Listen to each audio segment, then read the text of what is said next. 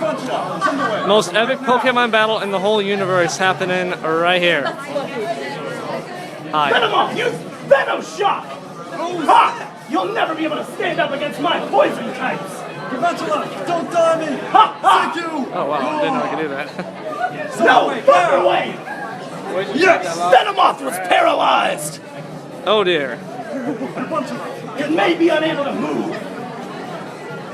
Discharge! Go! I'll do my best.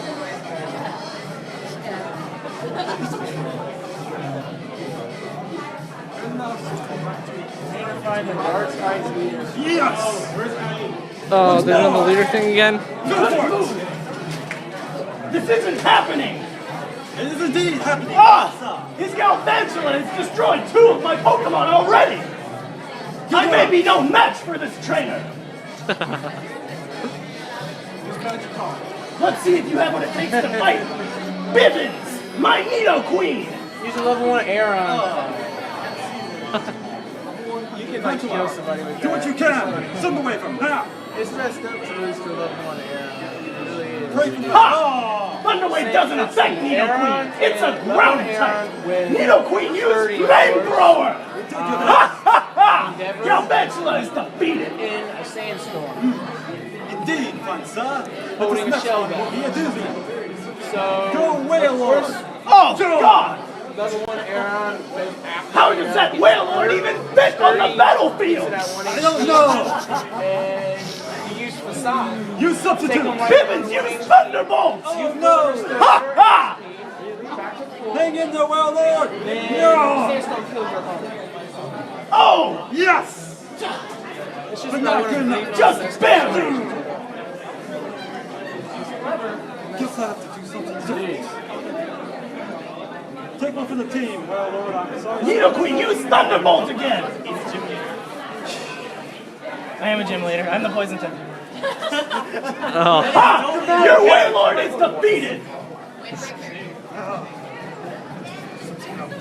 I have like 4 characters I have to like keep up. I have this, then my gym leader, and then Gay Rob, and then just Sir Benny, it's your turn now. Do your job. Sir Benny? What kind of name is that? Oh God, it's a Snorlax! He shall eat your brain. There's no way your Snorlax will be able to stand up against my Focus Blast! We'll see about that. Hang in tight. That was Greg. Yeah, I know. Nido Queen Yes. has Ice Beam, Flamethrower, Thunderbolt, Focus Blast. Whoa. Hello. Hello. Sorry, everyone. Streamlabs is lagging like crazy on Windows 11, and I don't know why. But hello. Welcome to Con Story Roulette. We were going to have more people on, and they had to drop. So it's probably going to be just Ryan and me. Hopefully, John. Hello. John has some pretty good stories. Let's get some music going. Yeah. But for those who don't know how this works, we're going to spin a wheel, get a prompt for a con story, and tell a con story related to that prompt. Yeah. There may be photos. There may be videos. Usually not, though. Especially if it's really old. But so you all know me. I am HalKozy.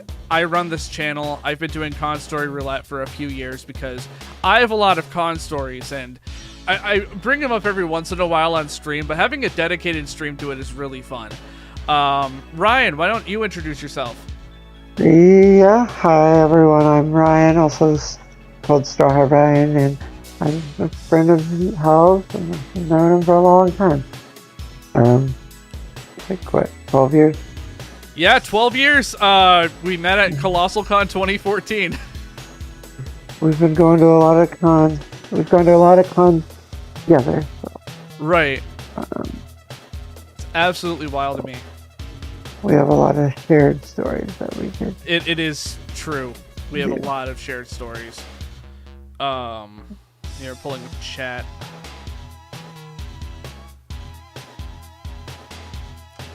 But I hope everyone's doing well. We're going to give people a few minutes to roll in.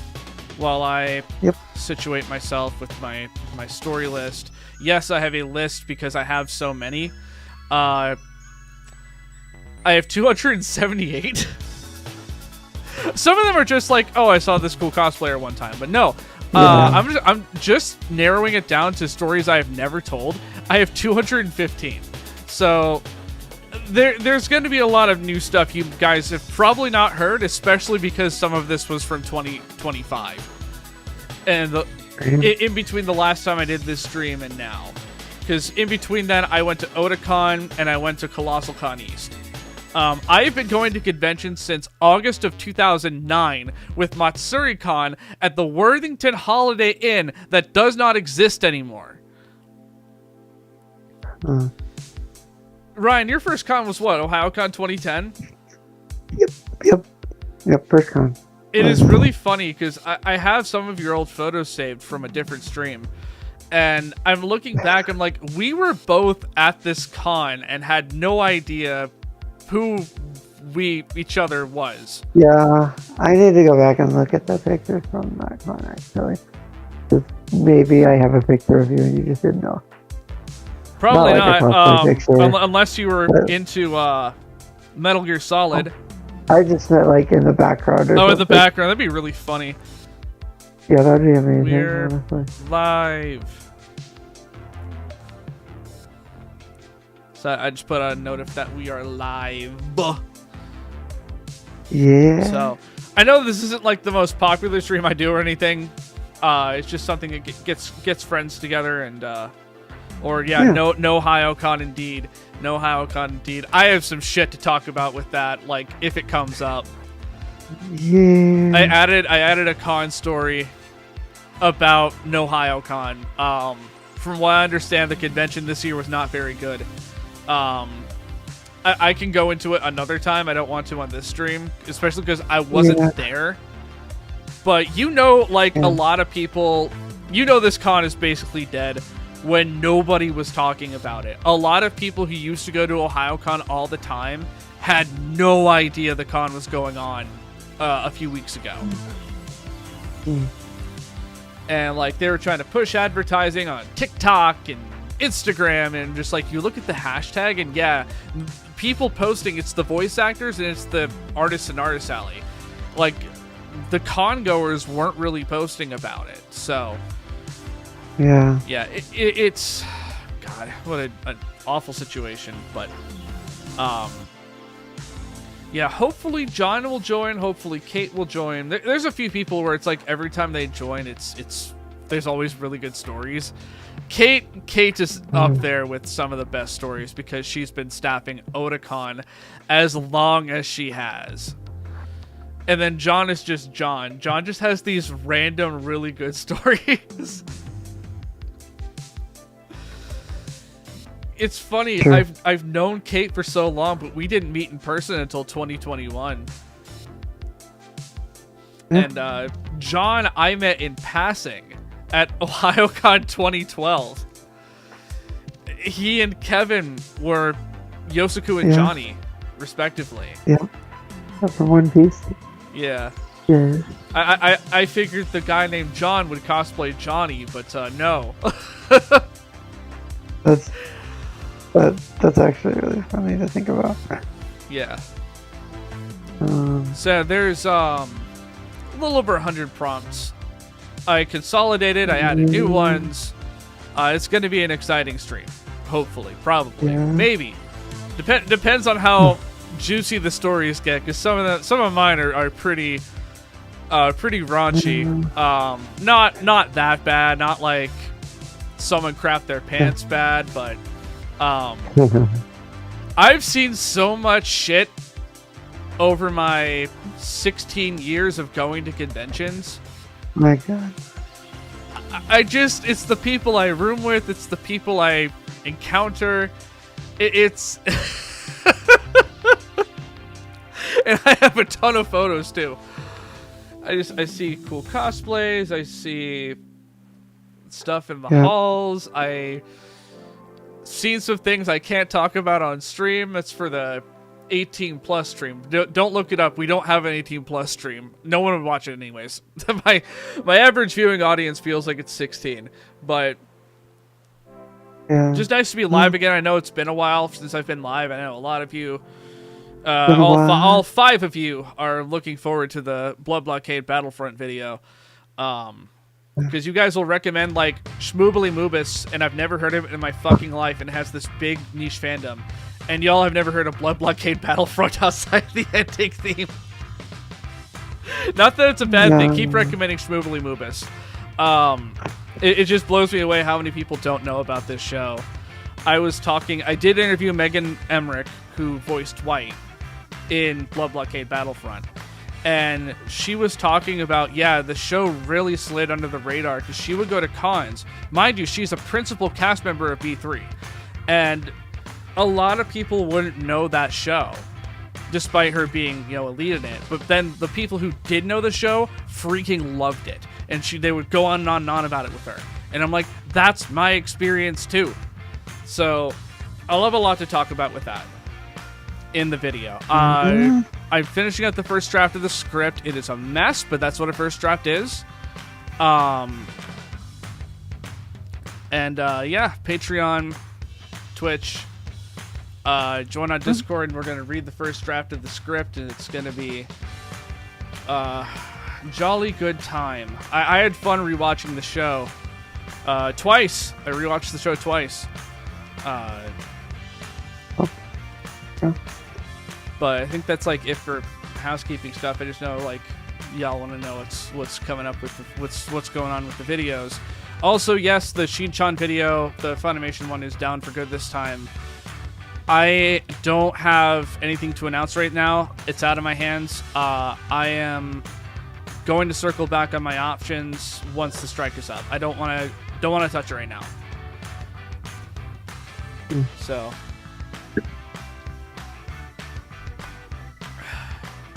I really can't say fuck anyone in particular just because I got caught in an automated system.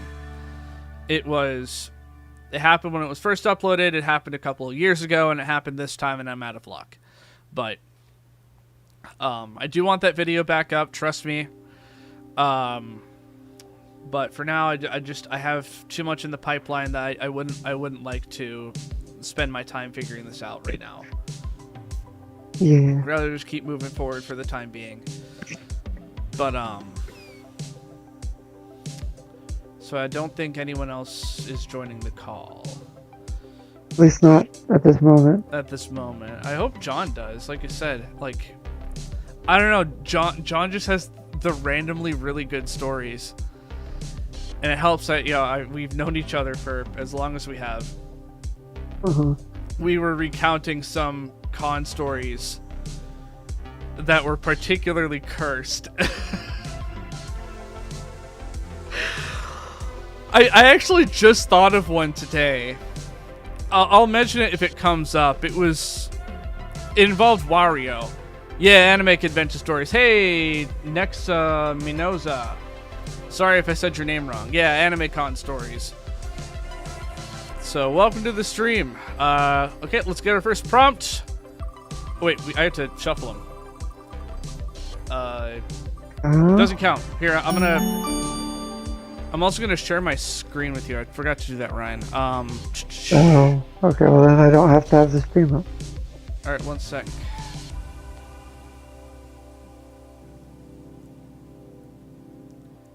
It is slow because this program lags my PC. Okay, there we go. And I can go ahead and hide this.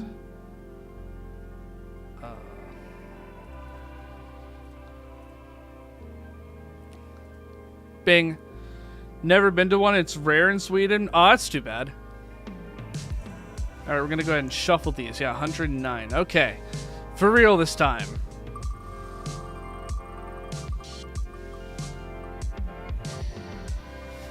What do we got? Dealer's room find / purchase. Ryan, I will let you go first. Oh no. Oh no. Yeah, I told you I didn't really plan very well. Let's see.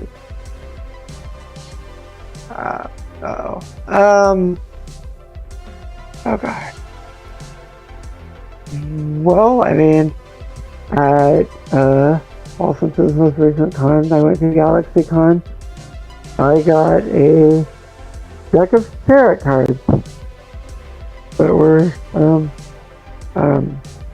the characters were based on characters from Bungo Stray Dogs, which is a really good show too. But thought that was really cool. Never seen that before, tarot cards at conventions, so I need to learn how to use them, but so that's what I'm going with. I'm counting this. So when I was at CorgsCon a couple of years ago, that's a local gaming con here in Columbus, I found a collector's edition Mighty Number 9. It was $40. Wow. I grabbed it. It was worth it. I still have it. Guys, I actually have so many copies of Mighty Number 9 across different platforms and different, like, variants. I have it on Wii U. I actually got a pretty good haul that year, too. Here, I'll post it in the chat. I'll post it in the Discord chat. Yeah. Get there.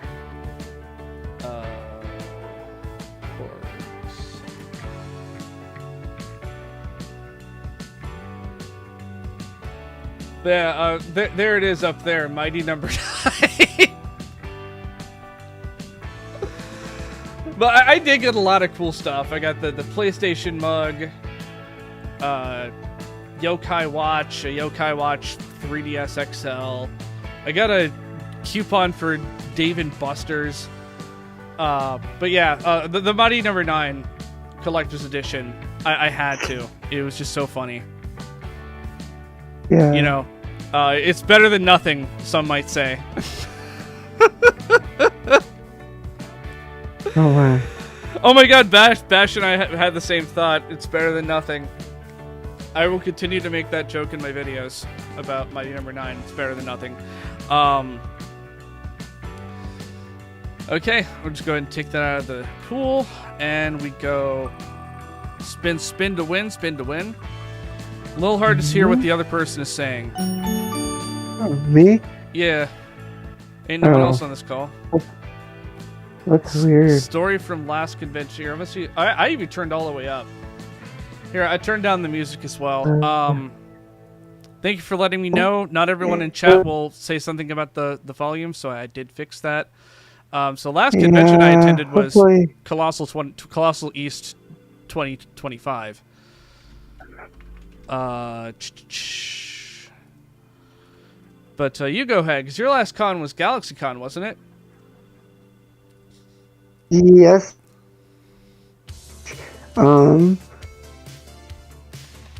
Okay, hopefully my voice is going to be coming off clear, because it does seem like my connection's a little wonky. But, yeah, and, this is kind of a long story, but I'm going to go with it because, well, it's a good one. And so, for GalaxyCon, this last GalaxyCon in December, Hal graciously allowed me to stay at their place for the weekend. I'm surprised you're bringing this up. Oh. Go ahead. No, go ahead. Why? Oh, no. Okay, so,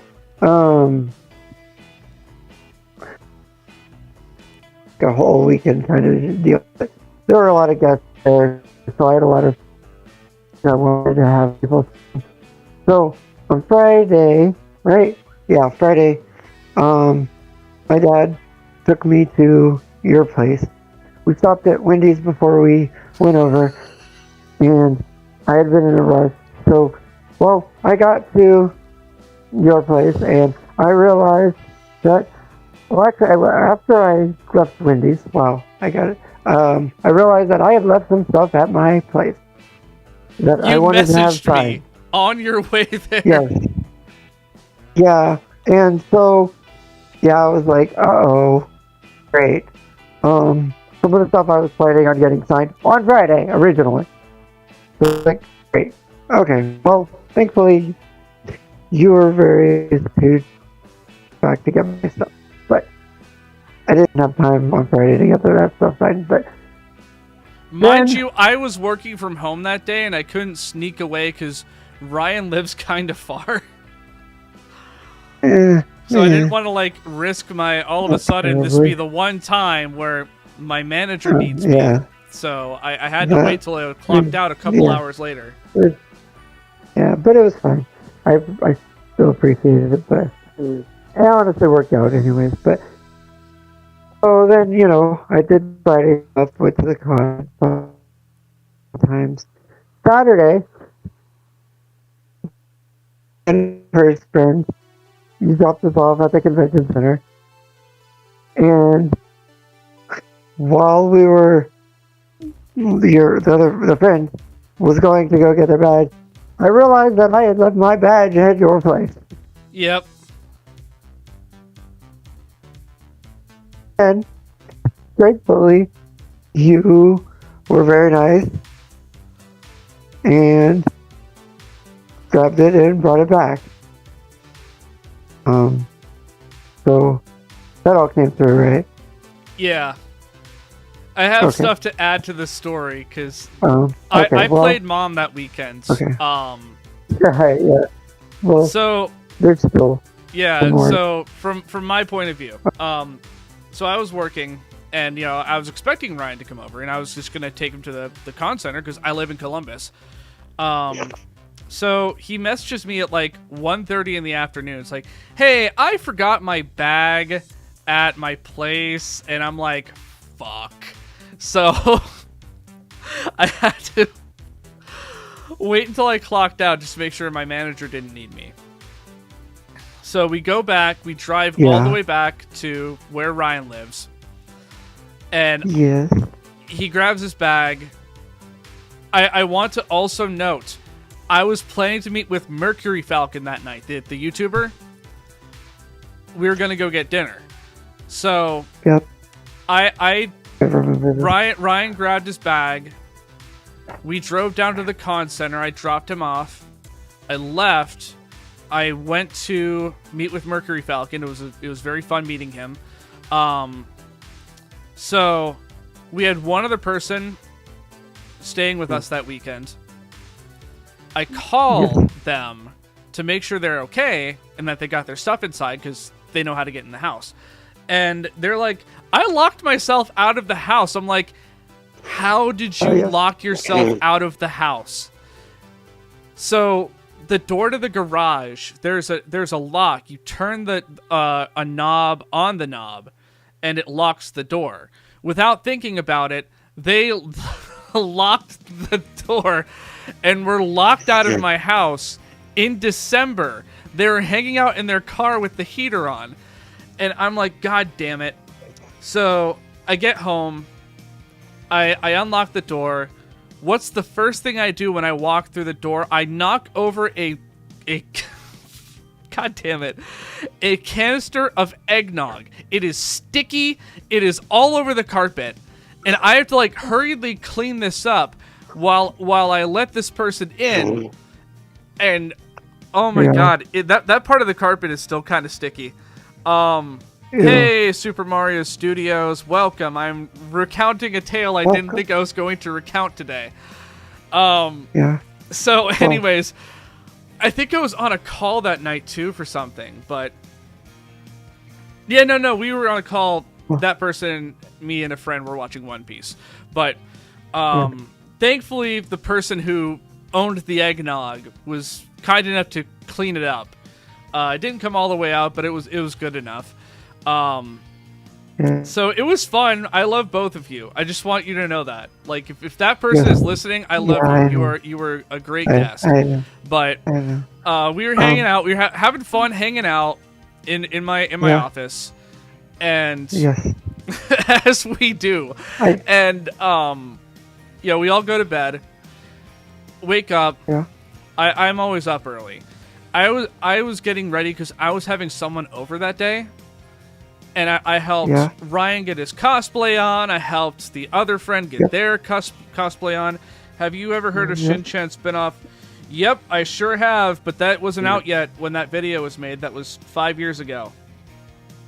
I don't have a time machine, so that I can't just put that dub in that old upload. But I mean, I can now because the video's gone. But probably not going to do that. But so I helped Ryan get his cosplay on. He had that pirate sash thing, and we were looking up a tutorial on how to tie it. I drew on he was cosplaying Luffy from One Piece. And I was, as opposed to Luffy from Naruto, but I drew on his scar with eyeliner, and I helped our friend get into cosplay because that's a whole process. So I was playing mom. I really was, you guys. I was playing mom. Yeah. All the kids got in the car. I drove you guys to the convention center. Yeah. It's busy as hell. Mind, it is Columbus, Ohio. It is a big con with a lot of people. So I get through traffic. I find a place to drop you guys off. Have fun at the con, kids. I leave. I swear to God, not even 10 minutes pass. Yeah. You call me. Hey, I forgot my badge. I'm like, fuck. Yeah, I can't do anything. Did you know any pieces of Flip on Third Media has more than one dub? Yeah, Castle of Cagliostro just got a third dub. I haven't seen it yet, but I bet you it's good from what I've heard. So I drive through traffic all the way back to my place. I have to dig it. Ryan's badge is at the bottom of his bag. Oh, I'm sorry. I don't know how it got to the bottom of his bag, but it did. And the whole reason it was there, he was showing our friend the badge, what it looks like, and all that. Because I got, I had the VIP badge. Yeah. So it was cool.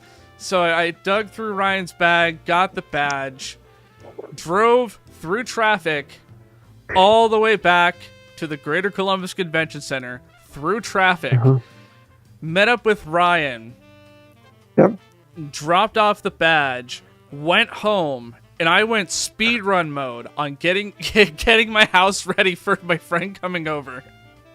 Yeah. But, I mean, you really did feel bad. Like, you got me an extra autograph, because all I wanted was an autograph from Sam Riegel. And, you got me an autograph from Travis Willingham as well, for Roy Mustang. I was actually even gonna get to Travis anyways, because technically this whole story continues with the forgetting stuff. Because, then on Saturday, after I got my badge, I went in, and I'm pretty sure this was almost immediately afterwards. I went to go get in Travis's autograph line. And I had the VIP badge, but it was that's right! They had like one, they did like one VIP person and then one regular line, and then, back and forth. And we're about halfway through the line, me and our friends. And I realized that I forgot some of my autograph stuff at your place. My phone was on Do Not Disturb, by the way. Yeah, I know. Because I was like, I don't want to deal with anything right now. Yes, I know, and I didn't realize the time at the moment, but I'm like, oh, it was specifically my One Piece book that I had forgotten. So I'm like, okay, I'm already halfway through line. I'm not gonna not just get his autograph, so I did and got a picture with him. But that was like, I just kept forgetting stuff all weekend. And then, I mean, I forgot about that. I forgot about that because I wasn't looking at my phone. And then I got you that Roy Mustang print too. Yep. And then, like I said, I had to go see Travis again on Sunday. So he could autograph my book, but and then Sunday, you got like a wooden sword. Guys, you thought the story was over? Here's some extra. Here's the extended ending. Well, that was for our friend. Yeah, that was for a friend, but still, it had to just be me. My car is not very big.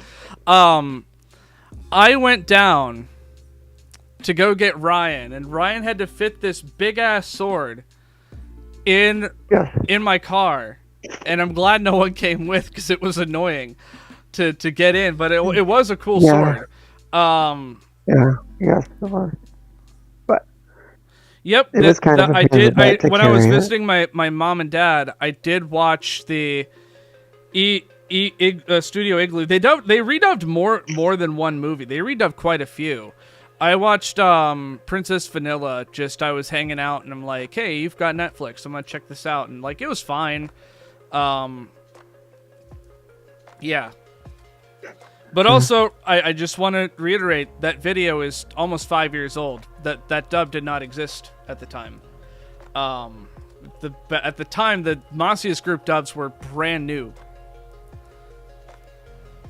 So, anyways, that was the extended cut.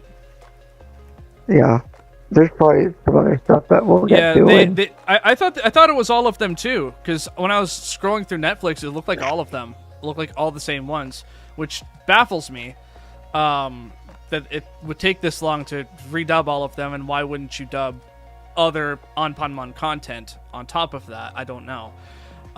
Beats me. I would love to know the answer, but yeah. It was cool. I saw Lucian Dodge on the cast list. But yeah, so we all got back. It was a good timing because I was looking forward to watching Death Battle that day. Was doing Ash versus Yugi for the season finale, and they had to delay the episode by an hour anyways because of how big the episode was. So we got back and we were all, it was me, you, and two of our friends all in my office on the couch watching Death Battle and like gawking at how good Ash versus Yugi was.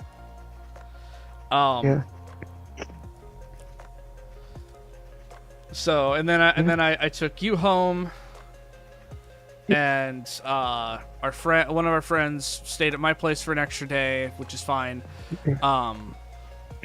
But yeah, I wasn't at that con, but I was involved with the experience. I'm shocked you brought up that story. Damn. It was just most kind recent. Yeah. It's one of the things that I remember was just me forgetting stuff. And I also, if it wasn't for you and the other friend, I almost left without some of my stuff that I bought.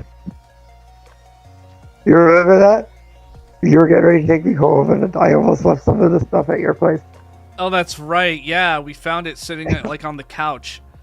I was just so forgetful that weekend. Ridiculous. God. Yeah, because my last con was Colossal East 2025, and I mean it was fun. I have a lot I can share, but one thing I have written down are these sick ass JoJo's cosplayers. You got Jotaro and Jolene, and there's a Star Platinum that's like attached to the Jotaro. It's so cool. So yeah, this was, I didn't really have much to say. I just wanted to show off this cool ass cosplay, the cosplay duo. I saw a lot of really cool cosplays at that con, by the way. That is a really cool cosplay. I see the picture now. Yeah, I honestly didn't plan to go to any cons this year other than Torg. I was gonna go to AX, but I'm like, that's way too expensive.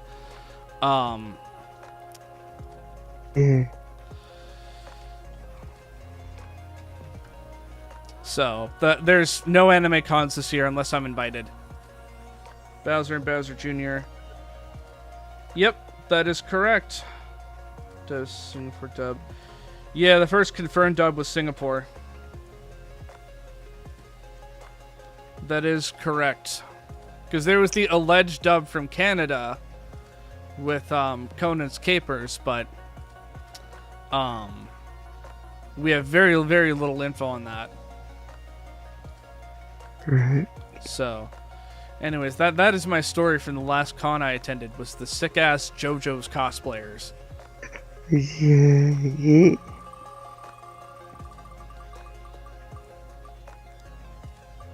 Oh my gosh. Non-anime slash comic book slash God. gaming convention. Do I even have something for this? I don't... I actually don't know. I probably do. I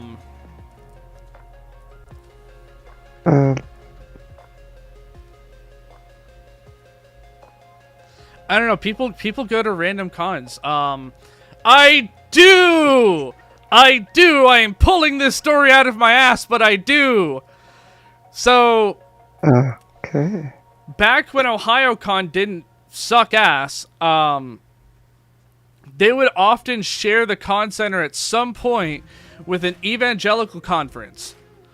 I just went to a Blue Jackets game about a month ago. What was at the con center? The evangelical conference. We see all these people in suits walking around. It is the Christian convention. And I didn't attend, but I walked through the con center with all of that being set up, and it just looked surreal to see something there. It wasn't an anime convention. Yeah. So, again, wasn't attending, but it was funny. We got to walk through it because we parked in the garage right by the convention center, so we could just walk to Nationwide Arena. So, there you go. Okay.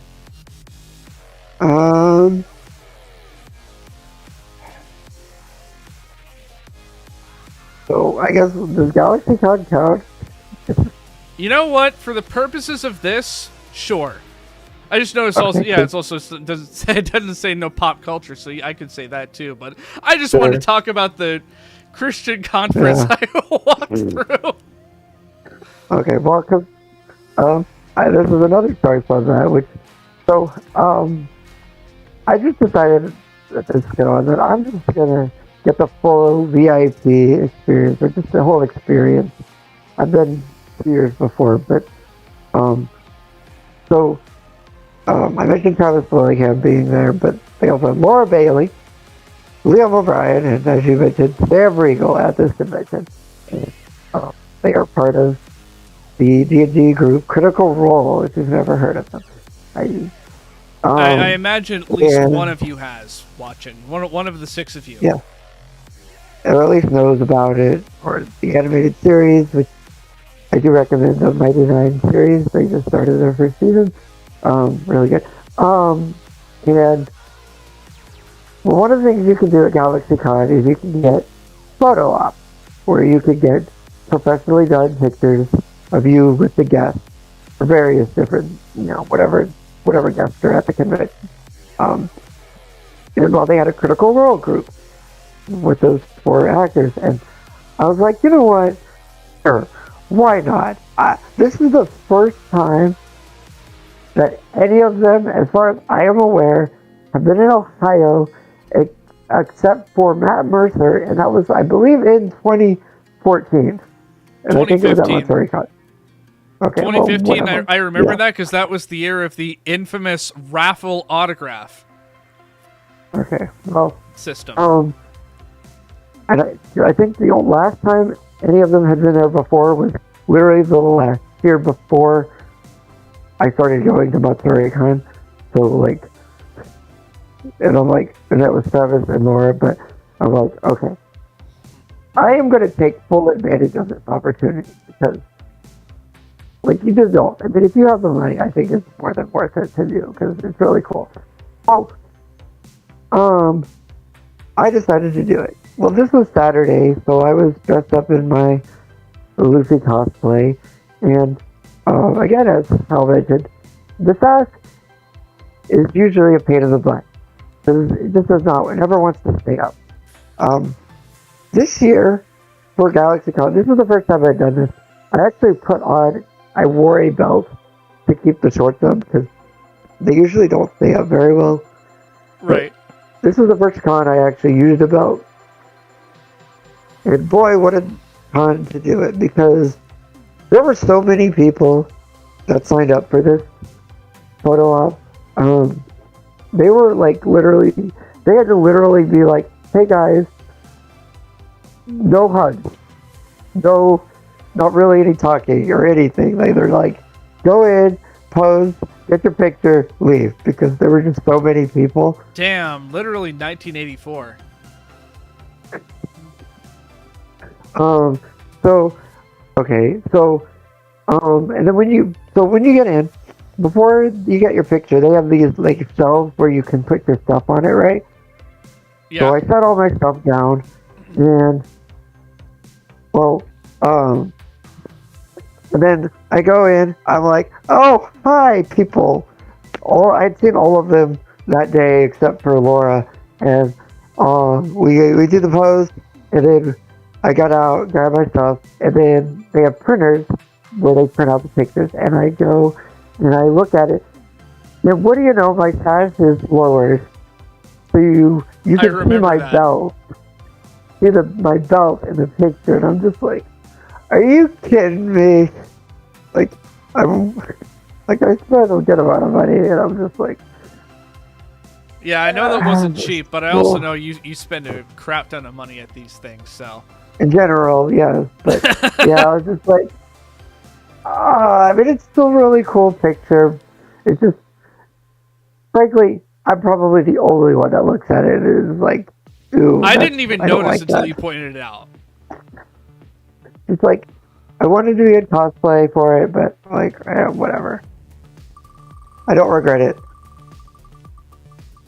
At all. Well, I'll just say I don't Karaoke have story. one. I don't go to karaoke. Oh man, really? Not even once? Not even to visit. If I have, I don't remember anything, and it was just a visit. Yeah. I don't do karaoke personally, but okay. Listen, I've told most of my karaoke stories. It looks like, weirdly enough, but I still have two other ones. So back in 2019, MatsuriCon had Thursday night programming, and one of the things was 18 plus karaoke. And I have a short video. I don't have it saved on my local hardware, and I don't want to mess about with it right now. And also, I can't play it because of copyright. But someone, because it was brand new on the meme scene, someone sang "Revenge" from the Minecraft parody of DJ's Got Us Falling in Love. I think I sang "Star Overhead" from Fully Coolly Alternative, but I don't know. It was nice to be able to sing whatever and not have kids running around. So that's one of the few karaoke stories I haven't told yet. Creeper! Oh man. And it was funny because she saw me recording for a little bit and was like, "Hey, can you send me this on, Instagram or whatever?" And I'm like, "Sure." I never got her Instagram. So I just have this random video of this stranger singing Revenge. Nice. But yeah, I'm pretty sure I sang "Start Overhead." But God, I can't believe how long ago that was. For a dubbing history, when I saw you told I'm on dub, did the US dub being edited, the Hong Kong dub being faithful to Japanese original. That is correct.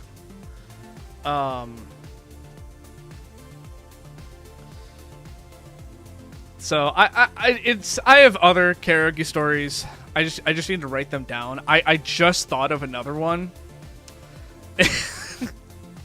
And it was funny because it was the con at which I finally formally met Firearm of Mutiny. And now we're really good friends. I had seen him. That's how I recognized him. Was at karaoke because he was always there. Like, since 2014, I would always see that guy. And then he was in the hall at a small con that didn't last very long. And now we're friends. But they're a little bonus vague story. That is correct. Ghosts in school. Although I think that's it's a little different because Ghost Stories was such a dramatically different dub just by design. Instead of being, censored. But I kind of get what you mean. Artist Alley find /purchase. I've got a few of these. Okay. Well, I'm trying to. I mean, my favorite one of all time. My favorite one of all time is We Are Number Wah at ColossalCon Prime 2019. I swear to God, my eyes made contact with the picture. I started laughing and reaching for my wallet, and I said, I don't care how much it is, take my money. It is a picture of Waluigi, Robbie Rotten, Guzma, and Papyrus, all dressed in Waluigi's clothes. And that's the name of the piece. It's We Are Number Wah. Yeah. It's still my favorite picture I've ever bought at a con, I'm pretty sure. Yeah, rest in peace, Stefan. But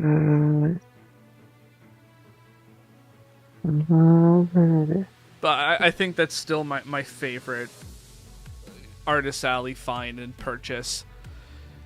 Granted, I've seen some other ones. I at SakaiCon 2025, there was an artist with a classic Mega Man print that I still have in my cubicle at work. And it was one of those things, like, it was just, I was talking to whoever was at the booth and said the artist just really wanted to draw a Mega Man piece. And, you know, despite, you know, Mega Man not being super popular compared to, like, you go to a dealer's room, what do you see? HoloLive, Genshin Impact, blah, blah, blah. But, oh gosh. Sorry, a friend messaged me. Actually, a con friend, my first con friend messaged me. He is doing well. We are still friends 15 years later. Almost 16. My gosh. I know! I hate it's been that long. But I'm happy it's been that long. It means our friendship has endured so much. Yeah. Yeah, for those who don't know, I've had a con friend for 15 years. We're old. We are old. God. You got one in particular you're just itching to share? I'm kind of just looking at. I started taking pictures of all the stuff that I buy because it's usually hard to remember what I bought at each convention. So I usually buy a lot of stuff, as you can vouch for. Right. So yeah, that is true. Technically, yeah, both dubs of Ghost Stories were uncut. So I'm trying to Oh, Ghost Stories. look at. I am drinking water, by the way. I recommend you all hydrate. Yeah.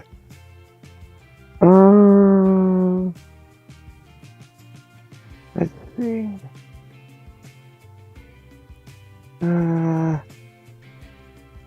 You got 10 seconds. Okay. All right. Well, I don't. Sorry. Don't remember the con. It was at MatsuriCon, I'm pretty sure. I was looking for a bag to put stuff in, and I found this spring bag. I don't even think it was. Maybe it was an Artist Alley, but whatever. It was adjacent, or maybe it was Colossal. I don't remember, but it just says it's a spring bag, and it just says on the back, "Bag of kawaii shit."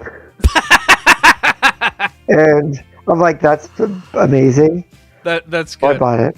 That's good. That's the kind of bullshit I would carry around.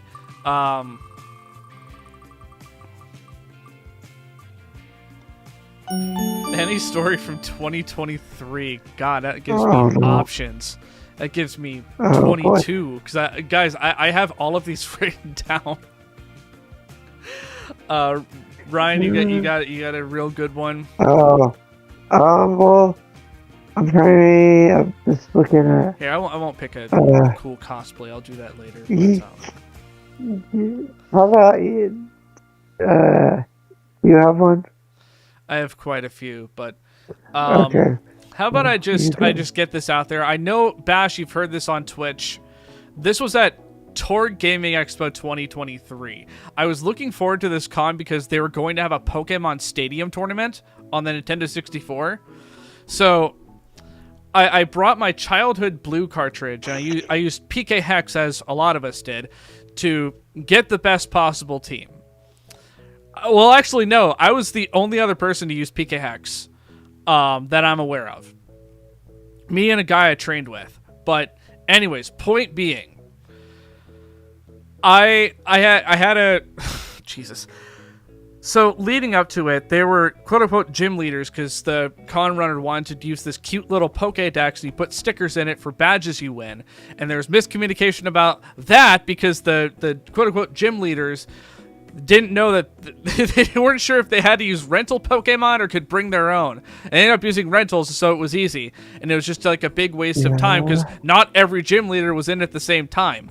So when the tournament finally started, just random folks were coming up. It's like, oh, Pokemon Stadium? That sounds fun. Sign me up. And I'm like, you gotta be kidding me. But anyways, they set up the bracket. Here was my strategy, guys. Step 1, spread paralysis. Step 2, double team. Step 3, step 4, profit. I clarified with the TOs before the con. I'm like, is there evasion clause and is there trade back clause? Evasion clause means you can't use any evasion moves because they're extremely broken in Gen 1. They're extremely broken in general, but especially in Gen 1. And also, trade back clause is trading back from Generation 2 to Generation 1. For example, Alakazam can get Ice Punch. That's a huge deal.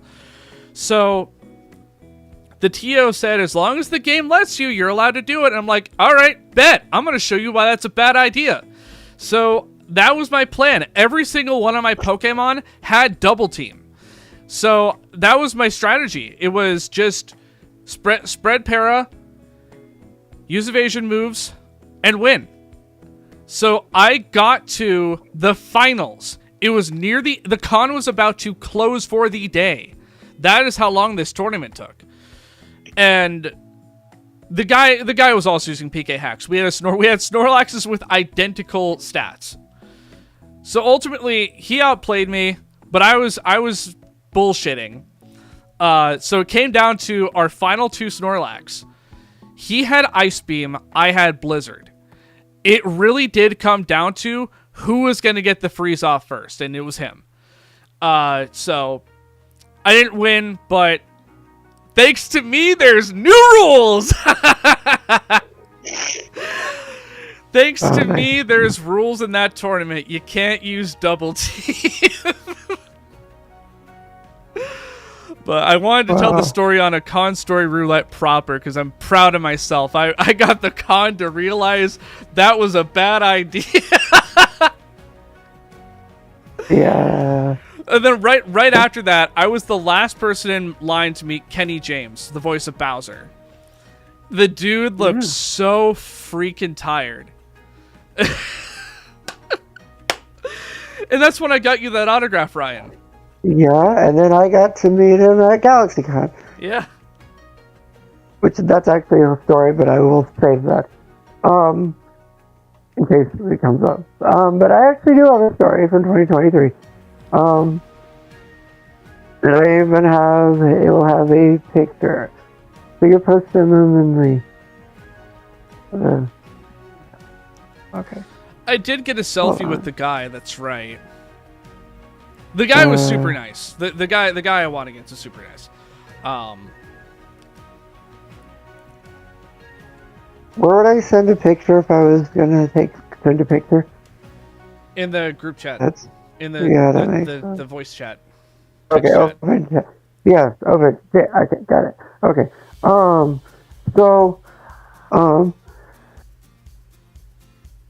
Corpicon time 2023. As you can probably guess by now, if you don't know, I'm big into One Piece. Never would have guessed, man, with a name like Straw Hat Ryan. Yeah, I know. So, I always go to the photo shoots at Corpicon because they're outside, so they're always a lot of fun. At least I find them to be. They do tend to And you don't get to do photo shoots outside very often at cons. be. Right. Like sometimes at the convention center they'll do them in the like courtyard, but that's not very often. So, but we were doing this photo shoot, and hold on, I'm trying to go to the album here. Okay, alrighty. So we're just doing the photo shoot. I'm like kind of in the middle, like behind where the main people were taking pictures, right? I was taking pictures, obviously, and I just look over, and all of a sudden, talking to the person in charge is Robbie David. Oh, that's right. Yeah, I know the story. Whom, for you, those into One Piece, was the voice of Kozuki Odin from the Wano arc, and they were still in the arc during this time, the release, and he just saw our group walking by. Like, I think he was going into the convention center, and he's just walking by, and he's like, I want to get a picture.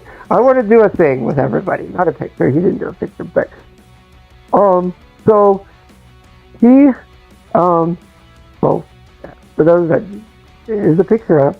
Yeah, I got it up on stream.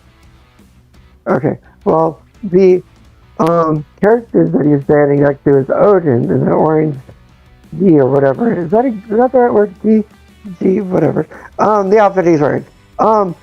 And he does his catchphrase from the show, which is Odin isn't Odin if it's not boiled.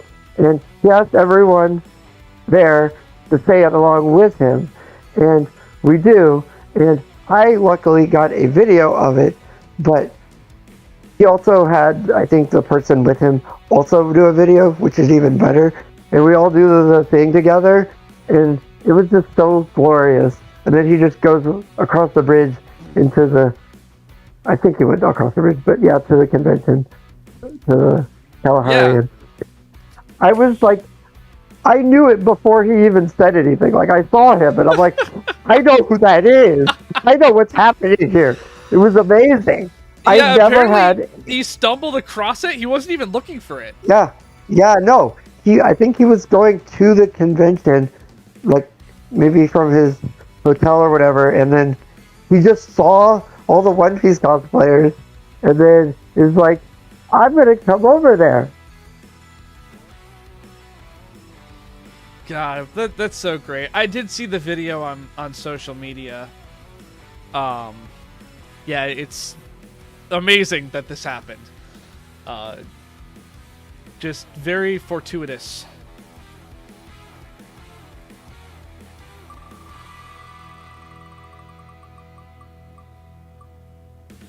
Oh no. Oh no.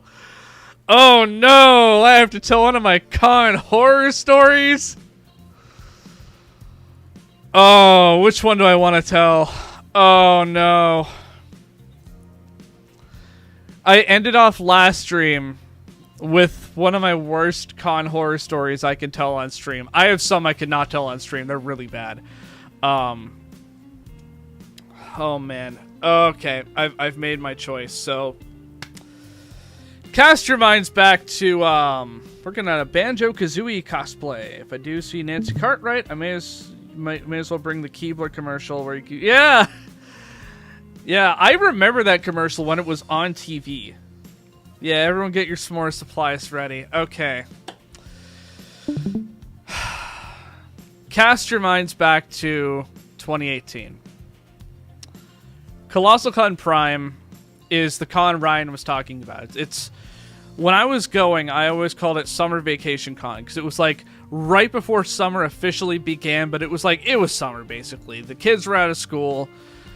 So the weather was getting warm. It was nice and sunny most of the time. So for those who don't know, I have been a panelist since OhioCon 2012. I was I was very young at the time. Oh, hey, John, we were hoping you'd show up. John, if you want to join the call, please feel free to. We were hoping you would show up. If you have any con horror stories you would like to recount.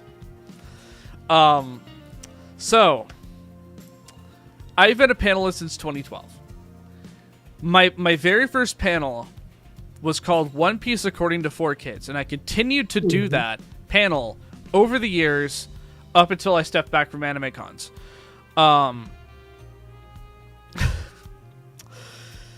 That panel is my baby. I actually did show it to someone last week, I want to say, because they're catching up on One Piece, and like I saw them in a voice chat watching the 4Kids dub, and I'm like, they were horrified and curious, so I showed them my whole panel. I dusted it off, but anyways, not the point. But the point is, the panel's my baby. So I was actually streaming that panel, by the way. I had my phone set up. I was talking to chat. It was a good time.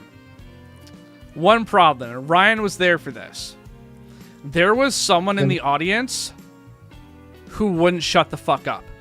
Why? He had an opinion about everything. And would not shut up. Now, I didn't know this until after the fact. Ryan, it might have been Ryan, might have been someone else, heard someone in the crowd say, if this guy doesn't shut the fuck up, I'm leaving. And he didn't shut up. And he left. It was just some guy. Because at one point, the guy shushed really loudly. The guy shushed the guy that wouldn't shut up. But anyways, there was a point where the guy said something extremely unhinged and controversial. But I'm way too nice.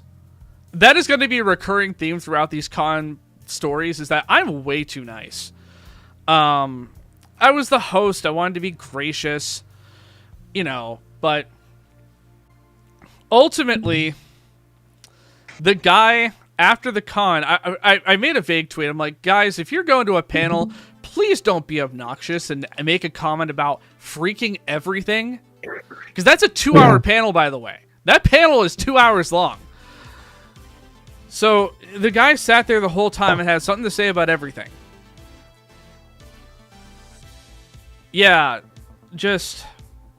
So, anyways, I find out after the con, he got banned.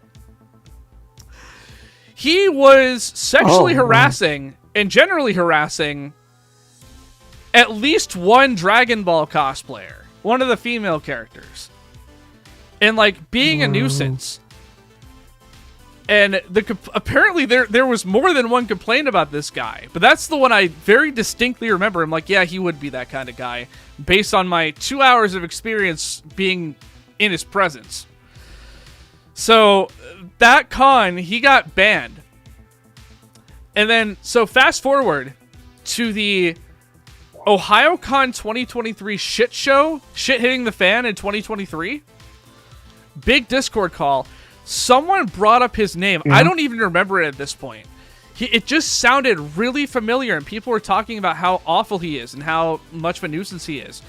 I look him up, see his face, and I shout on the call, I know this motherfucker! And I start going on and on about how he was interrupting my panel and being annoying. So, yeah, the guy has a bit of infamy, but I cannot recount his name. But, yeah. Audience member from hell. that is my con horror story for hopefully the day. Oh my god. That was on stream also. Just as a reminder, I was live when that guy wouldn't shut up. But anyways, Ryan, do you have any particularly bad horror stories? Or a Randy, as it were? True. Although I don't think Randy would do the sexually harassing thing.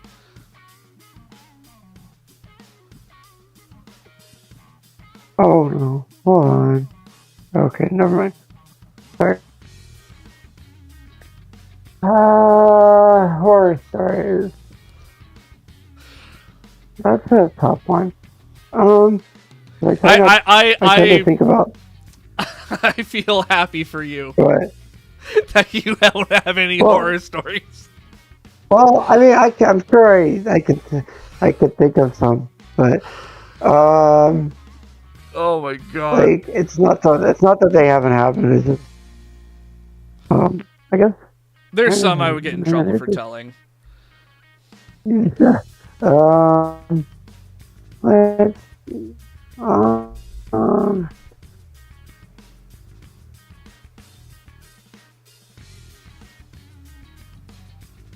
I have some just I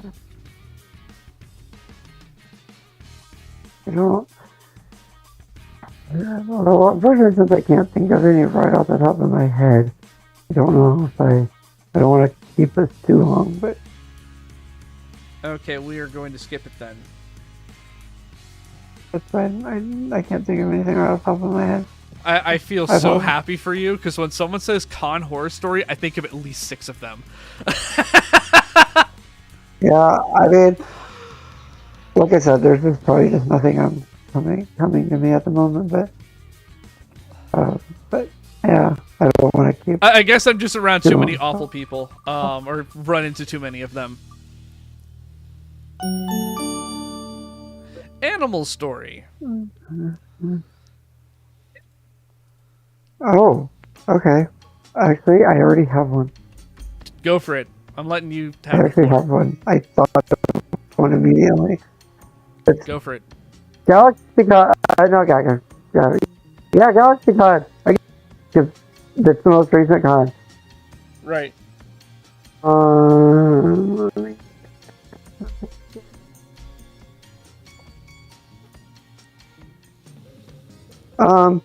really,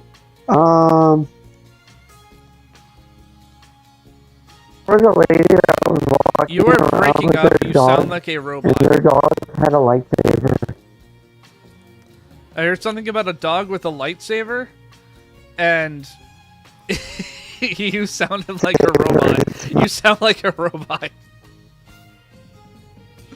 Oh, Here's the stream quality still good? Yeah, it looks good.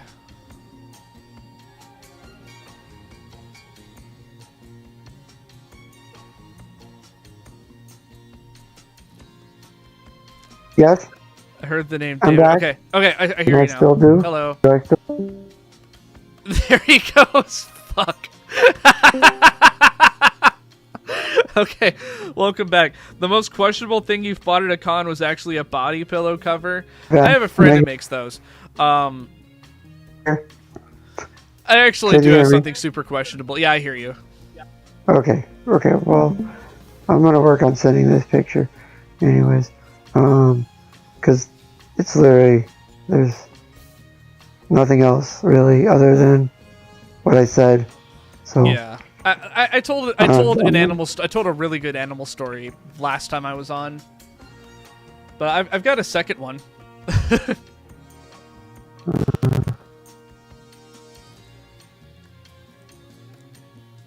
well, if you want to say it while I'm Yeah. looking up my picture.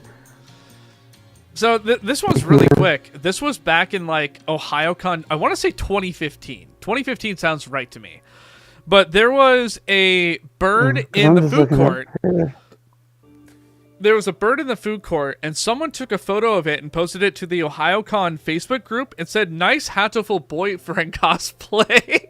Oh yeah.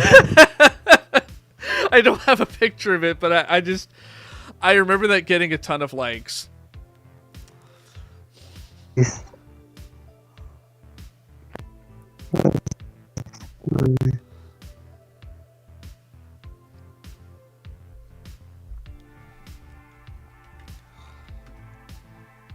God, Hatoful boyfriend.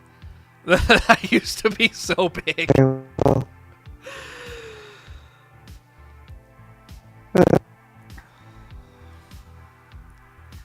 and there.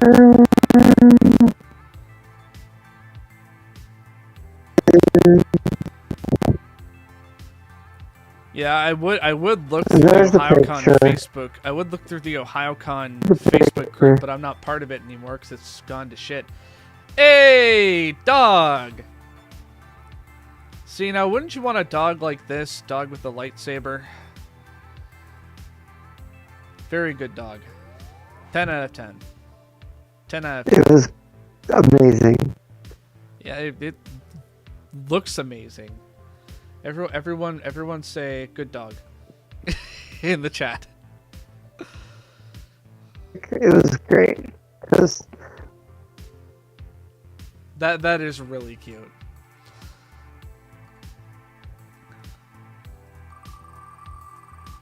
I know Kate has some exceptionally good animal stories. If you've been on these before, you know what I'm talking about. Oh god, regrettable food decision. I mean... And they were just, and the dog and they're on walking around taking pictures, and if you look, even their paws up too. Oh, cute! And it was carrying. That's so cute. It was carrying the lightsaber with it. It's not like the dog was literally carrying the lightsaber around. Yeah. Yeah. So like, I mean, okay, that's awesome. I only have one real regrettable food decision story, and it wasn't even me. This could even count for both Ryan and me. It was MatsuriCon 2024. Everyone that ate at that Chinese place in the food court got sick, which included your poor sister. Your poor sister was upchucking in the bathroom for a while after having lunch at that Chinese place, and apparently that was like a widespread issue.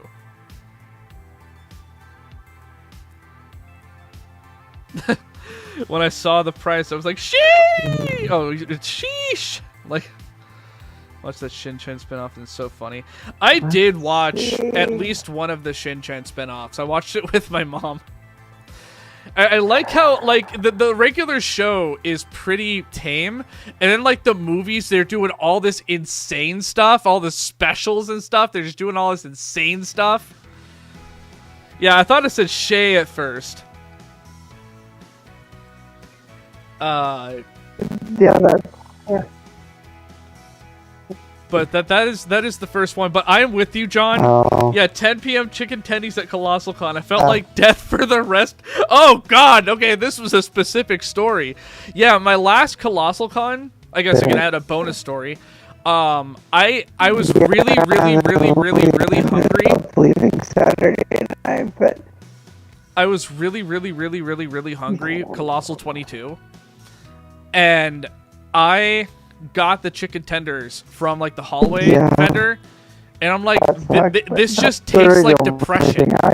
It tastes like depression. I couldn't finish it. I threw them out, and it was like $15. But anyways, what were you saying, Ryan? I can't.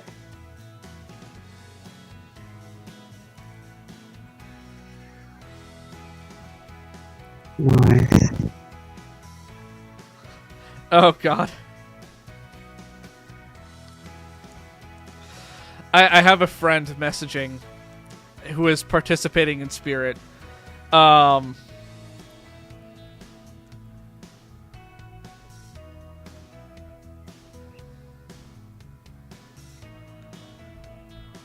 Sorry, I'm typing on my phone.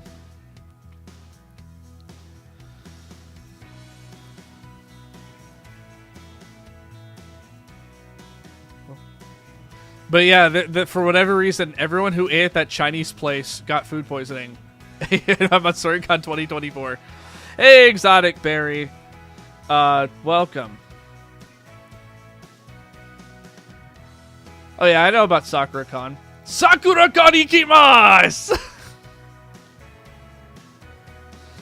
Sorry, I'm just making chat a little bigger and it's lagging the crap out of this. Okay. Karugamesh! God, I remember when that was like a new meme. I also talked about SakuraCon in one of my K-On! videos because they broke street date for the home video release. They did a concert and they showed an episode of the dub at the concert. Honestly, the one you just told from 2024 is probably the oldest thing I can up right off the top of my head because I've been lucky enough to not get sick fun for you to get it on, but hopefully it stays that way. And gaming. My experience for 2025 was good but questionable at the same time because there was a fire that happened at the Cheesecake Factory. That's right! I heard about that! Dude, that was wild! I heard about that. God. Cursed Artist Alley find. Do I have any cursed Fine. Artist Alley finds? Cursed are funny. I mean, I've said it on the stream before. The I'm at soup. That's the only story. I'll show for those who don't know what I'm talking about. Yeah, I'll pull that's up the the only picture. story I can think of myself. So This was a pillow you could get. A Robotnik body pillow. This was a pillow you could get at the night market at Matsuri-Con. I saw it and I pulled out my wallet immediately. I think this was the second fastest purchase I've ever made in the Artist Alley because I had to wait in the line because of how the room was set up. Hello? Hey.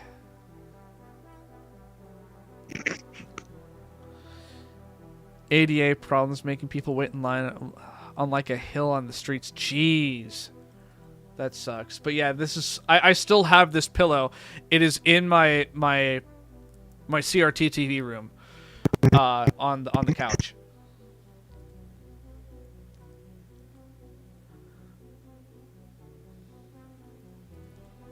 Why are you buying clothes at the soup store? I was just talking to Flint and brought up that quote for whatever reason.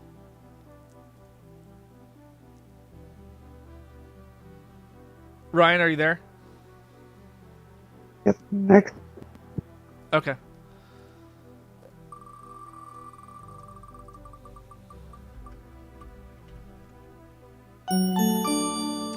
Quote from a con. Oh boy, I have a few of these. What can I get away with? That's the better question.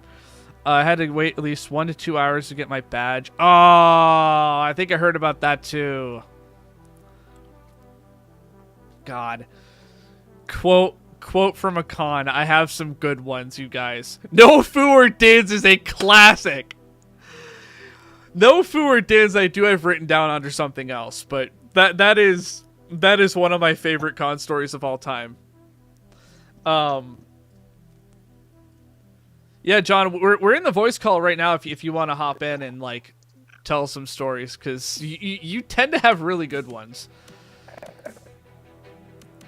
Ryan, do you have any good quotes you could think of? Because I've got a few. Yeah! That's like 2 rules I'm responsible... Okay, he's finishing up dinner. There's 2 rules I'm responsible for helping with, and Ryan just died. Welcome back. The Pokemon tournament rules at Torg... and the signs being printed out at Colossal Con. Can you hear me? Yeah, I can hear you. Okay, well, my connection's being weird because I've been talking, but apparently, I don't know. Because I was talking about how I have that pillow too, but Yeah. No, I caught that. apparently You're breaking up really, really, really, really, really bad. Oh, okay. Well,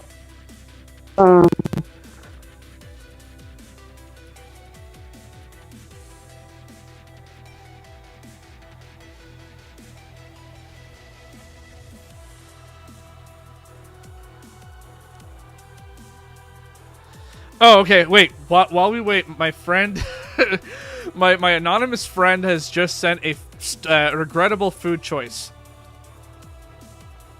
right now. So last year at ASIN, I went to Big Chicken, Shack-owned chicken restaurant for lunch on the last day.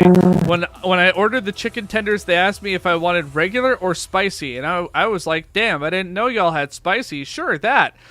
When I got it, I saw how huge they were and was like, uh-oh. And then I started eating them, and it hit me. Oh, dear God, I have to be on a plane home in a few hours. This is going to kill my stomach for the rest of the day.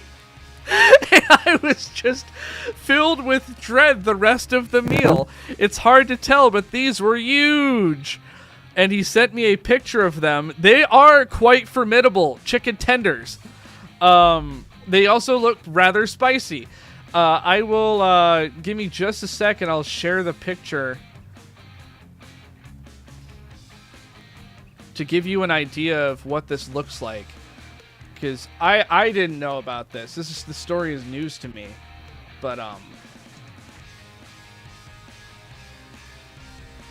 swear I'm not ignoring you, anonymous person I'm talking to. But this is the size of the chicken tenders. They're so big I can't scroll up. There. That's some, like, this is a really good camera, by the way. This is some, like, 4K chicken tender. For the record, Big Chicken is really good. Give it a try if you ever get a chance. It does look good. So I can see why this would be a regrettable food choice. Got that, you can even see the flaky crisp on the tendies, right? It looks so delectable, but also it looks very fattening, I'm not gonna lie. So...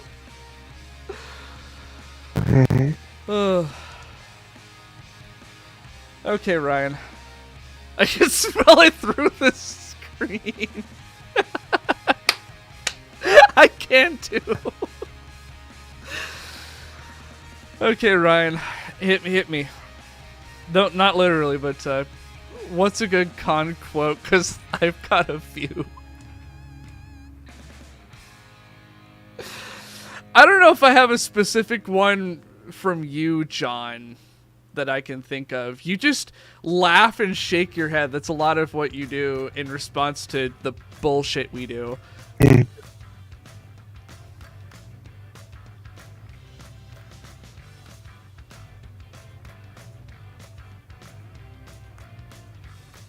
Are you there?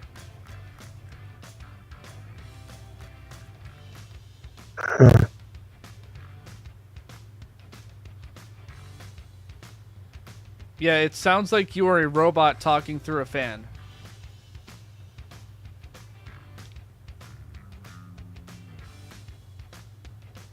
Bring it. I have a friend who went to SakuraCon 2025 who did have issues with SakuraCon. Mecha Ryan. Yeah.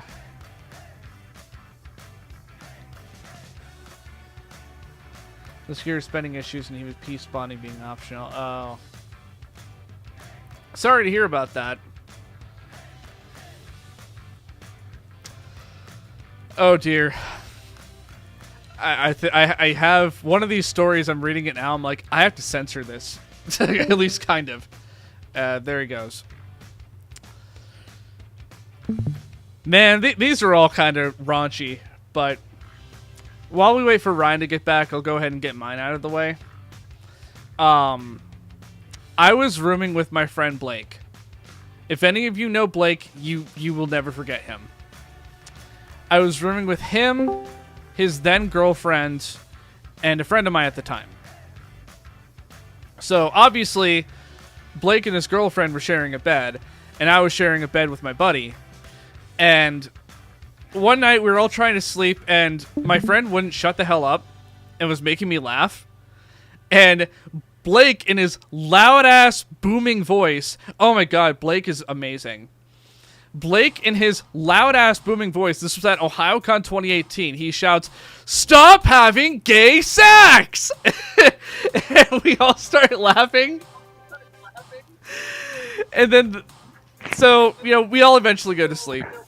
The next night, or the next morning, I'm getting my makeup on and all that. I'm getting ready to go down to the con floor, and I hear...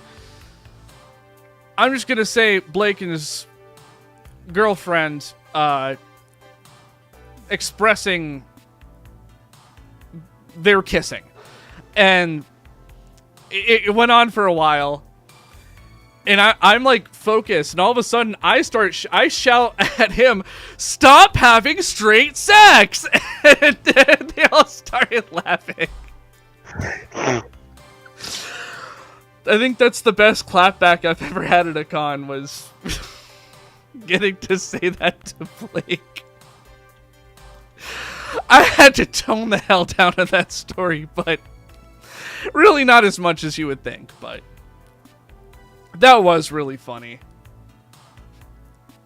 I miss Blake. It was I still have contact with him. Oh, can you hear me? Yeah, I hear you, but you are extremely choppy. Am I here? I actually one time cosplayed as Swedish Chef from the Muppets. That's amazing. You're approached by mostly by millennials? Yeah, we grew up on the Muppets. Love the Muppets. I grew up on the Muppets too. I don't know why. Here. I'm doing stuff and nothing is working. Here, one sec. Ryan, I'm gonna... Thinking of, like, troubleshooting this. So I wonder if it's a problem on my end, but we've had no problems up to this point.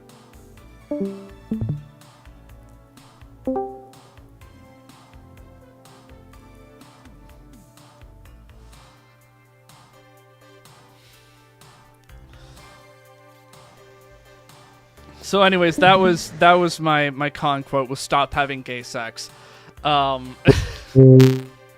Which out of context sounds wild. Yeah. Hi. Hey. Oh my god. I have no idea what's going on with Ryan's connection.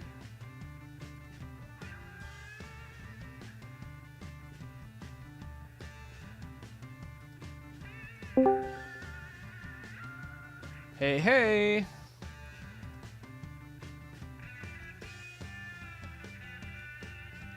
Are you on your PC or your phone? The first day when I was at SakuraCon, I was Daisuke Jigen. I actually did make a friend with someone who also knows Lupin the Third. She did post a picture of her Fujiko cosplay. Oh, nice. I've seen some... John cosplays Lupin. Hello? Hey. Are you on your phone or your PC? No, I'm on my laptop. Try your phone. I'm on my laptop. Try your phone and see if that fixes it. Okay, that would probably work now.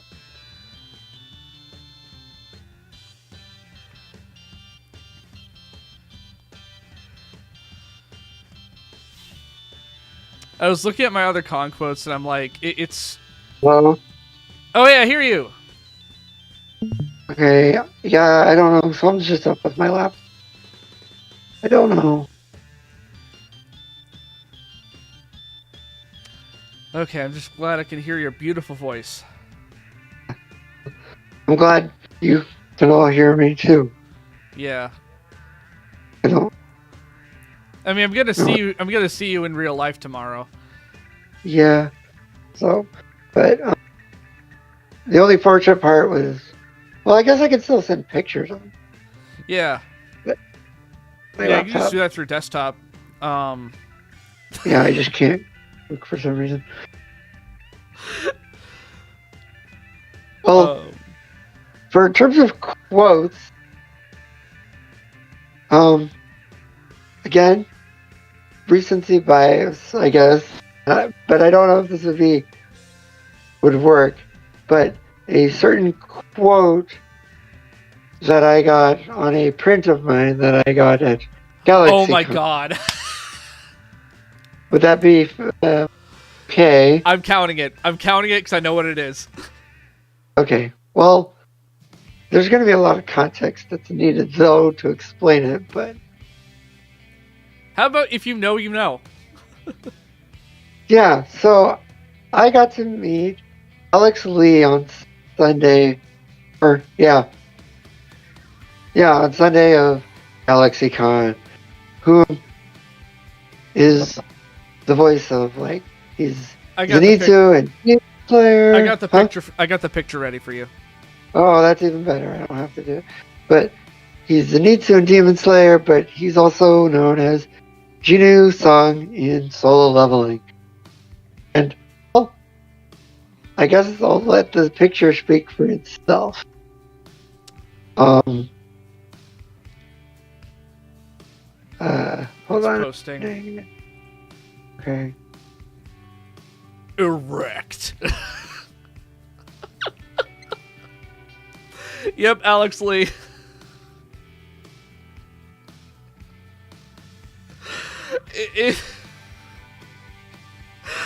I think I suggested Ryan do this as a joke, but this is like...